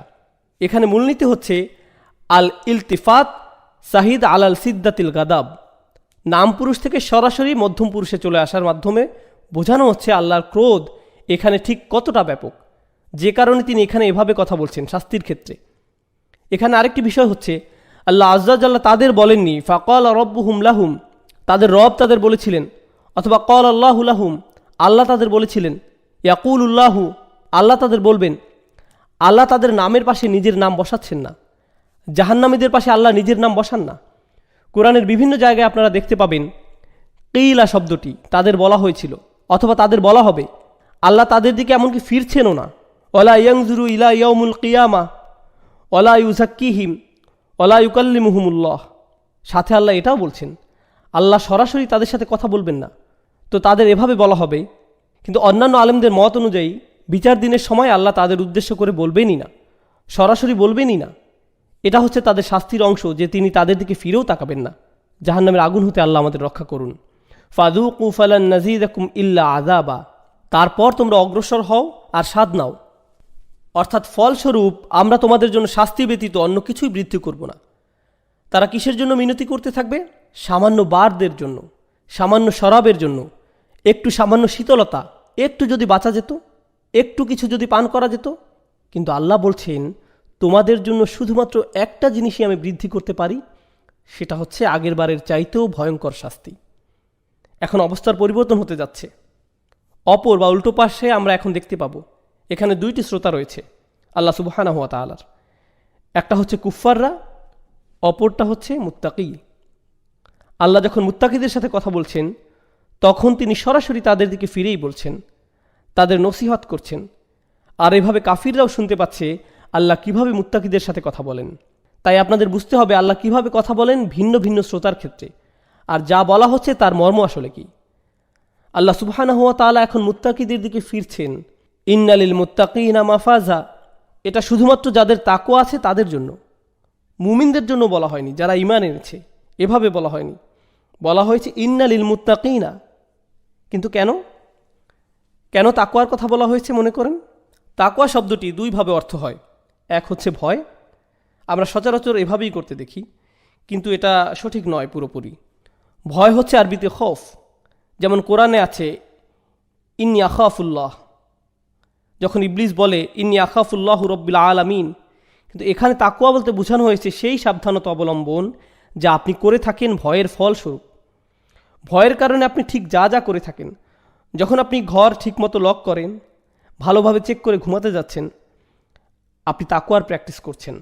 যখন হজে যাওয়ার আগ মুহূর্তে আপনি কাগজপত্র, পাসপোর্ট ইত্যাদি ভালোভাবে দেখে বুঝে নিচ্ছেন, আপনি তাকওয়ার চর্চা করছেন। ফাতাজাওয়াদু ফা ইন্না খায়রা যাদুন আত-তাকওয়া। তো তাকওয়া হচ্ছে সতর্কতামূলক কাজকর্ম করে নেয়া আক্ষরিকভাবে। আল্লাহ আযজা ওয়া জাল্লা আমাদের কোরআনে বলছেন ফাত্তাকুন নার, জাহান্নামের আগুন থেকে বাঁচতে সতর্ক হও। এমন কাজকর্ম করো যাতে করে শেষে জাহান্নামের আগুনে পুড়তে না হয়, এটাই তাকওয়া। তো সাবধান থাকো, খুঁতখুঁতে থাকো নিজের কাজকর্মের ব্যাপারে, কারণ সাবধানে না থাকলে শেষে বিপদে পড়তে হতে পারে। এরাই হচ্ছে তাকওয়াবান মানুষ। তাকওয়া অনুভূতির চাইতেও বেশি কিছু বোঝায়। এটা এমন অনুভূতি যার পরিণতি আমাদের কিছু না কিছু করতে বাধ্য করে। আপনি কিছু করেন যাতে নিজে বাঁচতে পারেন, নিজেকে সাহায্য করেন, এটাই তাকওয়া। ইন্নালিল মুত্তাকিনা, সেসব মানুষ যাদের ভয় ছিল, যারা সাবধান ছিলেন, তাদের ভয় ছিল যে কাজের পরিণতি ভোগ করতে হবে, আর সেই ভয়কে তারা কাজে রূপান্তর করেছিল। শুধুমাত্র তাদের জন্য আছে মাফাজা। মাফাজ শব্দটি মাসদার আর জারফ দুটোই হতে পারে। এর দ্বারা বোঝায় তারা সফল হতে পারে, সাথে সফলতা উদযাপনের স্থানও তারা পেতে পারে, আর এর সাথে নির্দিষ্ট সময়ও তারা পেতে পারে। যখন তারা তাদের সফলতা উদযাপন করবে, তিনটা অর্থ পাওয়া যাচ্ছে কেবল একটা শব্দ থেকে, মাফাজান শব্দটি। আবারও এর দ্বারা বোঝায় শুধুমাত্র তাকওয়াবান মানুষেরাই সফল। সফলতা হিসাবে নির্দিষ্ট জায়গাও থাকবে, যেটা জরফ মাকান, সফলতার স্থান অর্থাৎ জান্নাত। মাফাজ শব্দের অর্থ এছাড়াও সফলতার সময়কাল বোঝায়, মানে বিশ্বাসীদের অবশ্যই ধৈর্যশীল হতে হবে, শীঘ্রই তারা পাবে। এখন হয়তো পাচ্ছে না, কিন্তু নিঃসন্দেহে শীঘ্রই তারা পেতে যাচ্ছে একটা নির্দিষ্ট সময়ে। হাদাইকা ওয়া আনাবা, এরপর আল্লাহ বিবরণ দিচ্ছেন অন্তত পক্ষে যে স্থানে তারা থাকবে সেটার হাদাইকা অর্থাৎ বাগান। আরবিতে হাদাইক শব্দটি বেশ মজার।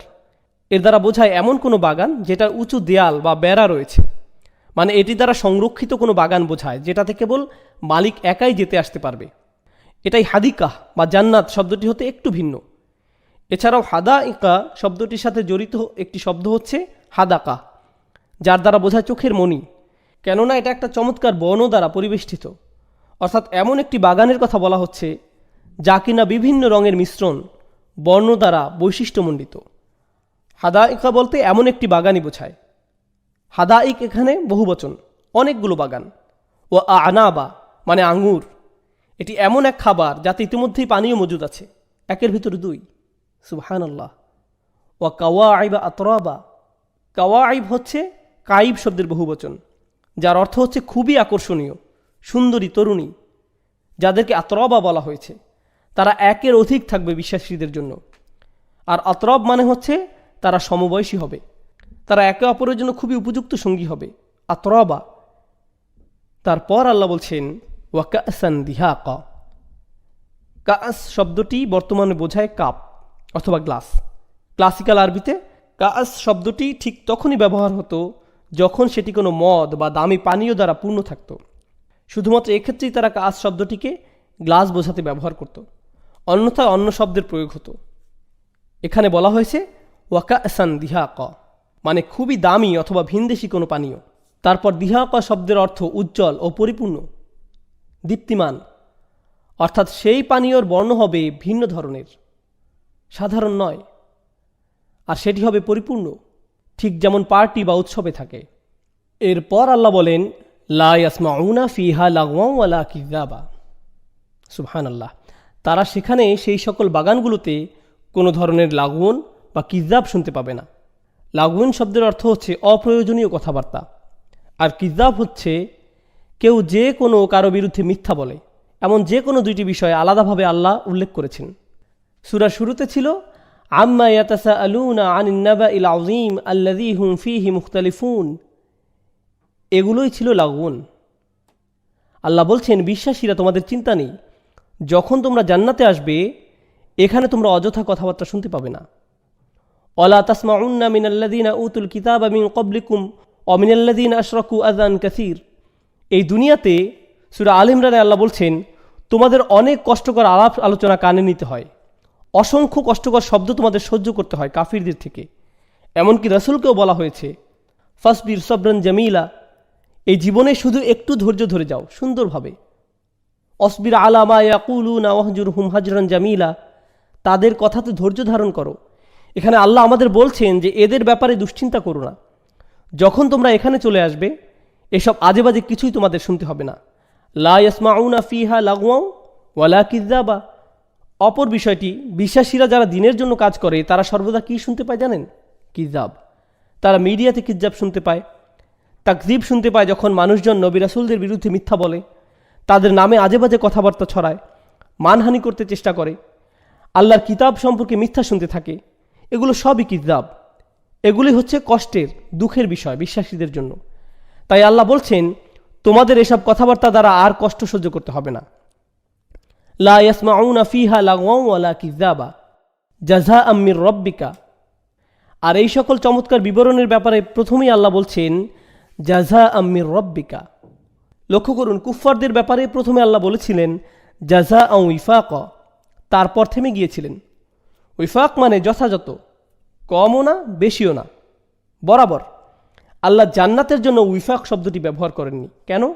কারণ তিনি আমাদের যতটুকু প্রাপ্ত ততটুকুন তো দিবেনই, সাথে আরও দিবেন। সেই জন্যই তিনি শুধু জাযাআম মির রব্বিক বললেন, সাথে এখানে তিনি রব্বিকা শব্দটি উল্লেখ করেছেন। রব বলতে আস-সাইয়্যিদ, মুরশিদ, মুরব্বি, আল মুতি ইত্যাদি সবই বোঝায়। অর্থাৎ যিনি দান করেন, যিনি দেখাশোনা করেন, সকল কিছু রক্ষণাবেক্ষণ করেন, যিনি সৃষ্টি করেন, সকল সুযোগ সুবিধা দিয়ে থাকেন, এই সমস্ত পজিটিভ শব্দসমূহ সবই রব শব্দের অন্তর্ভুক্ত। এটি একটি করুণাময় রহমত সম্পন্ন শব্দ। রব কিন্তু তাদের সাথে ব্যবহৃত হয়নি। আল্লাহ বলেননি জাযাআন ওয়িফাকা মির রাব্বিহিম, না, তিনি এমনটা বলেননি। কেননা এখানে করুণা দয়ার কোনো অবকাশই নেই। এখানে আল্লাহ তার দয়ার উল্লেখ করছেন। তবে তিনি শুধুই রবের কথা বলেননি, রব্বিস সামাওয়াতিও বলেননি, যেটা সামনে আসছে। বলছেন রব্বিকা, তোমার মালিকের পক্ষ থেকে। ও মুহাম্মদ সাল্লাল্লাহু আলাইহি সাল্লাম। আর আমরা জানি আল্লাহ যখন তার রাসূলের সাথে কথা বলেন সেটাই কোরআনের সবচাইতে দয়াশীলতার জায়গাগুলোর একটি। তো এখানে রহমতের ভার আরও বৃদ্ধি হলো, শুধু রব না বলে রব্বিকা বলার কারণে। তোমার রব মুহাম্মদ সাল্লাল্লাহু আলাইহি সাল্লাম। তারপর তিনি আরও দুটি শব্দ যুক্ত করলেন, খুবই চমৎকার দুটি শব্দ। আমরা আগে থেকেই জানি এখানে আরও শব্দ আসবে, কেননা তিনি ওয়িফাক শব্দটি ব্যবহার করেননি। তিনি এখানে যুক্ত করলেন আতাআন। আতাআ হচ্ছে আপনি যখন কাউকে এমন কিছু দেন যা পাওয়ার মতো যথাযথ কাজ সে করেনি, পূর্ণ যোগ্য সে নয়, সেটি একটি গিফট। যেমন ইন্না আতাইনাকা আল কাউসার, কাউকে কিছু উপহার দেয়া একটি বিষয়, কিন্তু উপহারের বন্যায় ভাসিয়ে দেয়া, রাজকীয় উপহার দেয়া, এটাই হচ্ছে ইআতাআ। তো আল্লাহ প্রথমে বলেছেন আতাআন, তাদের উপর উপহারের বন্যা বইবে। তারপর তিনি বলছেন হিসাবা। যারা উর্দুভাষী মানুষ আছেন মনে করবেন না যে এটা উর্দু হিসাব বোঝানো হচ্ছে, সাবধান, এটা সেই হিসাব নয়। কাতাদা রাদিয়াল্লাহু আনহু বিষয়টা সুন্দরভাবে ব্যাখ্যা করেছেন। কখনো কেউ বলে আহসাবতু ফুলানান, শব্দদ্বয় দ্বারা প্রাচীন আরবিতে অর্থ হতো আমি কাউকে এতই দিয়েছি যে ব্যক্তি নিজেই বলছে আমি আর নিতে পারছি না, অনেক হয়েছে। ঠিক এই পয়েন্টে যখন সে পৌঁছায় তখন সে বলে হিসাবান। তো আল্লাহ বলছেন তিনি এতই দিবেন যে বিশ্বাসীরা নিজেরাই বলবে আমাদের আর চাই না, অনেক হয়েছে। তাই জাযা আম্মির রব্বিকা আতাআন, আর তারপর হিসাবা। আল্লাহ আমাদের এমন অসাধারণ উপহারের স্বাদ নেওয়ার যোগ্য করে তুলুক। আমরা সূরার শেষ পর্যায়ের দিকে যাচ্ছি, যেখানে বলা হলো জাযা আম্মির রব্বিকা, আর এখন পরের আয়াতে রব শব্দটিকে আরও বিশেষণে যুক্ত করা হয়েছে। এটাও সেই একই রব, রব্বিস সামাওয়াতি ওয়াল আরদি ওমা বাইনাহুমার রহমান, যিনি রব আকাশমণ্ডলী, পৃথিবী ও ওগুলির অন্তর্বর্তী সব কিছুর, যিনি রহমান। আবারও সেই একই রব সম্পর্কে আবারও বলা হচ্ছে যে তিনি অত্যন্ত দয়াময়ী। আর রহমান শব্দটির সম্পর্কে আপনাদের কিছু জানা উচিত, আর রহিম শব্দটির প্রেক্ষিতে, যা এই সূরার প্রেক্ষাপটে খুবই জরুরি। আর রহমান শব্দটি আর রহিম থেকে ভিন্ন, কেননা আর রহিম শব্দটিকে বলা হয় ইসমে সিফাত মুসাব্বাহ, অর্থাৎ সম্ভাব্য বা অন্তরে গুপ্ত। আমি যদি বলি এই ছেলে রহিম, তার মানে সে দানশীল ছেলে। তার মানে এই না যে সে সব সময় দান করে, শুধু বোঝায় যে তার দানশীলতার গুণ আছে। মানে এই না যে প্রতিটা মুহূর্তে প্রতিদিন সে দানশীলতার পরিচয় দিয়ে থাকে। আল্লাহ যখন কোনো দয়ার কথা বোঝান যা তিনি এই মুহূর্তে করছেন, তিনি রহিম শব্দটি ব্যবহার করেন না, বরং ব্যবহার করেন রহমান। অর্থাৎ যখন নির্দিষ্ট দয়াশীলতার কিছু বলা হয় তখন রহমান শব্দের ব্যবহার হয়। রহিম অন্যদিকে জেনারেল, সাধারণ অর্থে ব্যবহার হয়। আল্লাহ সর্বদাই দয়াময়, রহিম। কিন্তু যখনই স্পেশাল কোনো কেস চলে আসে আল্লাহ আর রহিম ব্যবহার করেন না, তিনি বলেন রহমান। তাই এখানে আর রহমান শব্দের ব্যবহার হচ্ছে, কেননা স্পেশাল করুণা থাকবে বিশ্বাসীদের জন্য সেই বিচার দিবসের দিনে, আর তাদের স্পেশালভাবে দেয়া হবে জাযা আম্মির রব্বিক। তাদের উপর কি থাকবে? আতাআন এবং হিসাবা। এজন্যই আর রহমান শব্দটি এখানে চমৎকারভাবে খাপ খেয়ে যায়।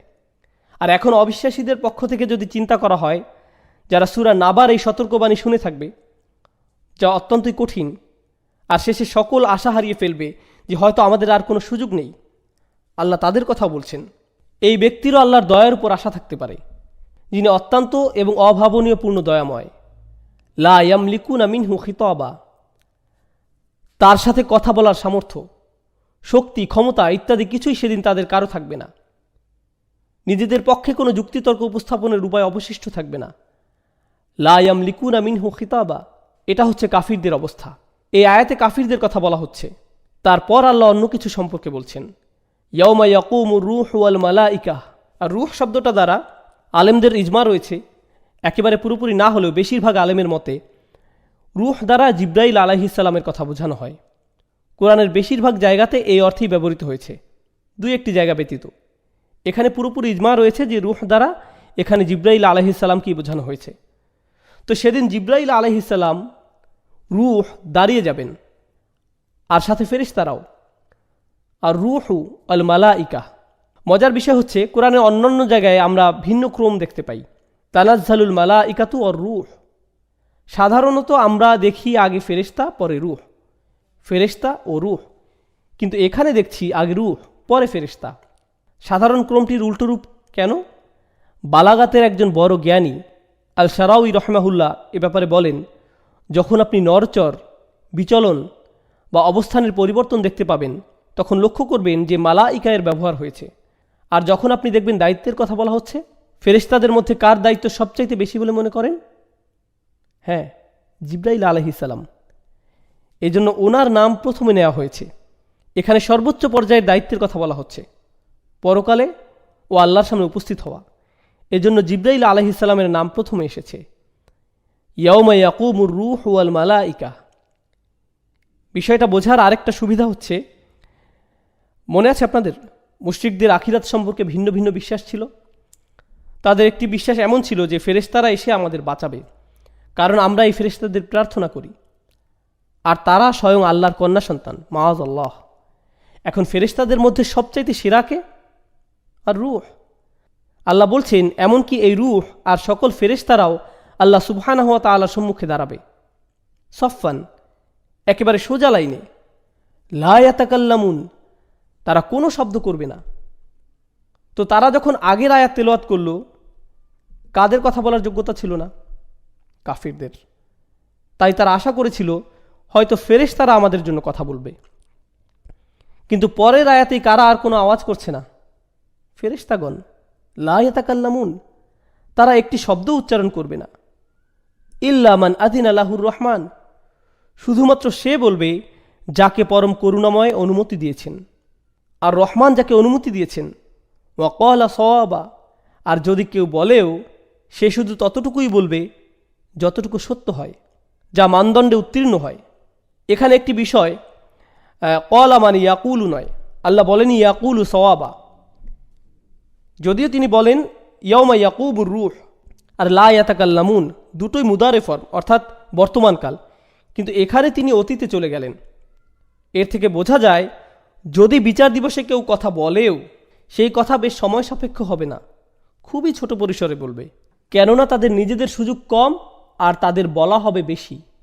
ওয়া ক্বালা সাওয়াবা, যদিও সে কিছু বলে থাকে সেটা একেবারে যথাযথ সামান্য কথা হবে, এতটুকুই। এখন যালিকাল ইয়াউমুল হক, ব্যাকরণগতভাবে তিনটি উপায়ে এই বাক্যের দিকে তাকানো যায়। একটা হচ্ছে যালিকা এখানে মুবতাদা, ইয়াউমুল হক হচ্ছে খবর, যার দ্বারা অর্থ হবে সেটাই হচ্ছে সেই সত্য দিবস। অনুবাদ দাঁড়াবে সেটাই সেই সত্য দিবস। আরেকটা উপায় হচ্ছে যালিকাল ইয়াউম আল হক, সেই দিবস সেটাই হচ্ছে সত্য। যালিকাল ইয়াউম হচ্ছে মুবতাদা আর আল হক হচ্ছে খবর, যালিকাল ইয়াউমুল হক। আর এটা ব্যাখ্যার তৃতীয় উপায় হচ্ছে এখানে হাস ধরে নেয়া, ইলামু হুয়া যালিকা ইয়াউমুল হক, তোমাদের জানা উচিত এটাই সেই দিবস যার আগমন আসন্ন। এটা সর্বসাকুল্যে একটি খণ্ডিত বাক্য। সব মিলে এখানে আর রাজির মন্তব্যটি সঠিকের কাছাকাছি, যা অন্যান্য মুফাসসিরগণও স্বীকৃতি দিয়েছেন। সেটা হচ্ছে যালিকাল ইয়াউম হচ্ছে মুবতাদা আর আল হক হচ্ছে খবর, অর্থাৎ নিঃসন্দেহে সেই দিবসই চূড়ান্ত সত্য।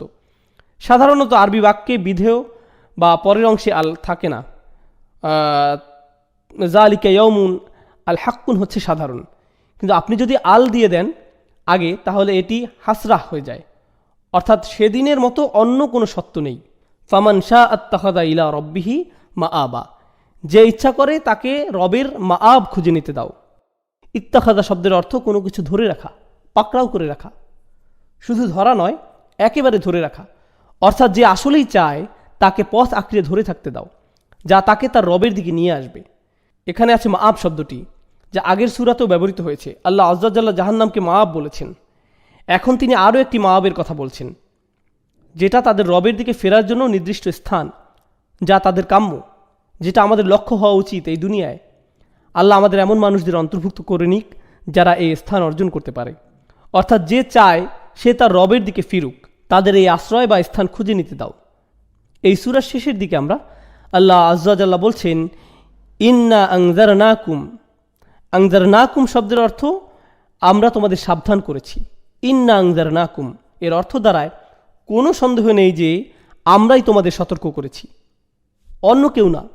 এখানে ইন্নার ব্যবহার ইয়াদুল্লু আলা গায়রিল ফাইল, এটা ফাইল ব্যতীত অন্য কারো দিকে ইঙ্গিত করছে। কাফিররা ভাবে যে মুহাম্মদ আমাদের সতর্ক করছে সাল্লাল্লাহু আলাইহি ওয়াসাল্লাম। কাফিররা সাল্লাল্লাহু আলাইহি ওয়াসাল্লাম বলার নয়, তারা মনে করে মুহাম্মদ শুধু একজন সাধারণ মানুষ, আমাদের সতর্ক করছে। আল্লাহ বলছেন না, বরং আমরা তোমাদের সতর্ক করছি, মানে আল্লাহ তোমাদের সতর্ক করছে। মনে করো না এটা কোনো মানুষের সতর্কবার্তা, এ তো বিশ্বজগতের পালনকর্তার সতর্কবার্তা। ইন্না আনজারনাকুম আযাবান করিবা, এমন এক শাস্তি যা অতি নিকটে। অন্য জায়গায় আল্লাহ বলছেন ইন্নাহুম ইয়ারাউনাহু বাঈদান ওয়া নারাহু করিবান, তারা এটাকে অনেক দূরে দেখছে কিন্তু আমরা দেখছি নিকটে। আযাবান করিবান, আমরা এই সম্পর্কে আগেও আলোচনা করেছি, মনে আছে? কাল্লা সায়ালামুন সুম্মা কাল্লা সায়ালামুন, এখানে সা ছিল অতি নিকটে বোঝার জন্য, এখন পরিণতিও অতি নিকটে বোঝাচ্ছে। ইয়াউমা ইয়ানজুরুল মারউ মা কদ্দামাত ইয়াদাহু, যখন প্রত্যেক মানুষ দেখবে যে তার হাত আগে কি পাঠিয়েছিল। এটি কোরআনের মত প্রকাশের একটি রীতি, যা সাধারণত ভুলভাবে অর্থ করা হয়। সাধারণ ইংরেজিতে কেউ যদি ইংরেজি ভাষাভাষী অঞ্চলেও বড় হয়ে থাকে, আপনার হাত আগে যা পাঠিয়েছে এমন কোনো বাক্য তার বোধগম্য হবে না। এটা বুঝতে হলে সামান্য হলেও ব্যাখ্যার প্রয়োজন হবে। এর দ্বারা মূলত বোঝায় আমাদের বেশিরভাগ কাজ সম্পাদিত হয় আমাদের হাত দ্বারা, আর হাত দ্বারা সম্পাদিত কাজসমূহ অবশ্যই রেকর্ড করা হয় এবং সেগুলো সম্মুখে প্রেরিত ও আর্কাইভ করা হয়। এই আর্কাইভ থেকে অবশ্যই আমাদের কৃতকাজ বের করে আনা হবে এবং প্রদর্শন করা হবে এমন একটি দিনে, যে দিনটি সামনে আসছে, অর্থাৎ কাজগুলো সম্মুখে প্রেরিত হয়েছে। আর যখন আপনারা সামনে এগিয়ে সেই দিনে পৌঁছবেন, সেগুলো আপনাদের দেখানো হবে। কদ্দামাত ইয়াদাহু, এর এটাই ব্যাখ্যা। তো প্রত্যেক মানুষ সেদিন নিজের আগে পাঠানো কাজকর্ম দেখতে পাবে। ফলস্বরূপ কাফিররা বলবে, ইয়া লাইতানি কুনতু তুরাবা।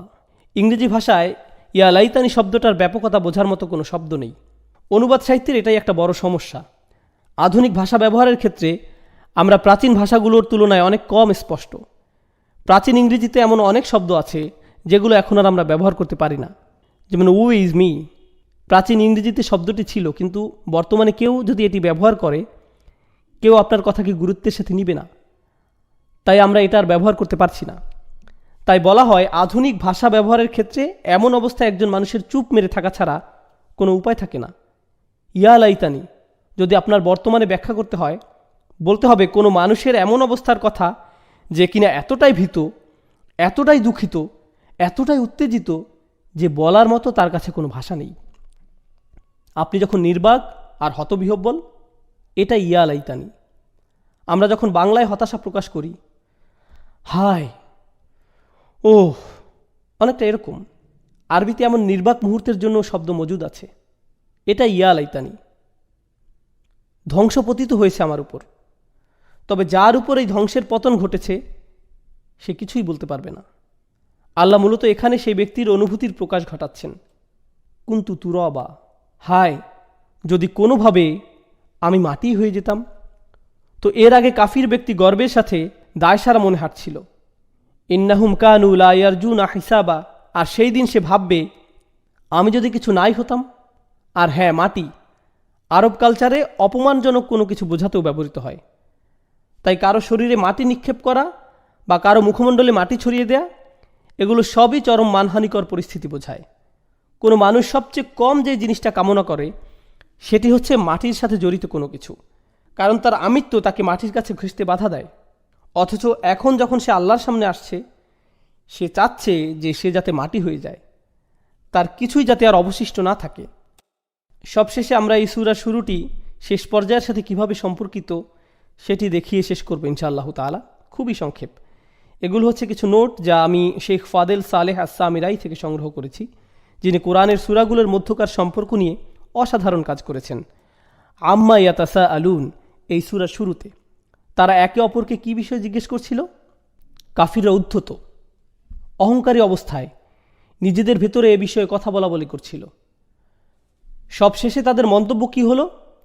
লা ইয়ামলিকুনা মিনহু খিতাবা, লা ইয়াতাকাল্লামুন, তাদের কোনো কথা বলারই যোগ্যতা থাকলো না যখন সময় আসলো। তাই এখন তাদের বলতে দাও, যখন সময় আসবে তারা চুপ হয়ে যাবে। শুরু আর শেষের মধ্যে এটা স্পষ্ট সম্পর্ক। তারপর আল্লাহ বলছেন, আল্লাযী হুম ফীহি মুখতালিফুন, তাদের ভেতর মতভেদ রয়েছে, প্রবল মতপার্থক্য। একজন মনে করে মৃত্যুর পর কিছুই হবে না, একজন মনে করে উত্থান হবে কিন্তু বিচার হবে না, সকলেই জান্নাতে যাবে। প্রত্যেকেরই কিছু না কিছু ভিত্তিহীন চিন্তাভাবনা বিদ্যমান। কিন্তু সেদিন শুধুমাত্র একটাই মতের সুস্পষ্টতা পরিলক্ষিত হবে, ওয়া ক্বালা সওয়াবা, তারা শুধুই সঠিক কথাটি বলবে। যদি কেউ বলেই সে সঠিক কথা বলবে, যা বর্তমানের সাথে পুরোপুরি বিপরীত। পরিশেষে আল্লাহ তাদের সতর্ক করছেন, সুম্মা কাল্লা সায়ালামুন, না না, তারা শীঘ্রই বুঝতে পারবে, তাদের কথাবার্তার পরিণাম জানতে পারবে। আর যখন তারা তাদের পরিণাম বুঝতে পারবে, তারা কি বলবে? ইয়া লাইতানি কুনতু তুরাবা। এটাই হচ্ছে তাদের অসংলগ্ন কথাবার্তার পরিণাম। যদি তারা জানতো তবে তারা এখনই এমনটা বলতো। যদি তারা জানতো, যদি তারা কোনোভাবে সেসব কথাবার্তার পরিণাম বুঝতে পারত। সুবহানাকা আল্লাহুম্মা বিহামদিক, আশহাদু আল্লা ইলাহা ইল্লা আনতা, আস্তাগফিরুকা ওয়া আতুবু ইলাইক।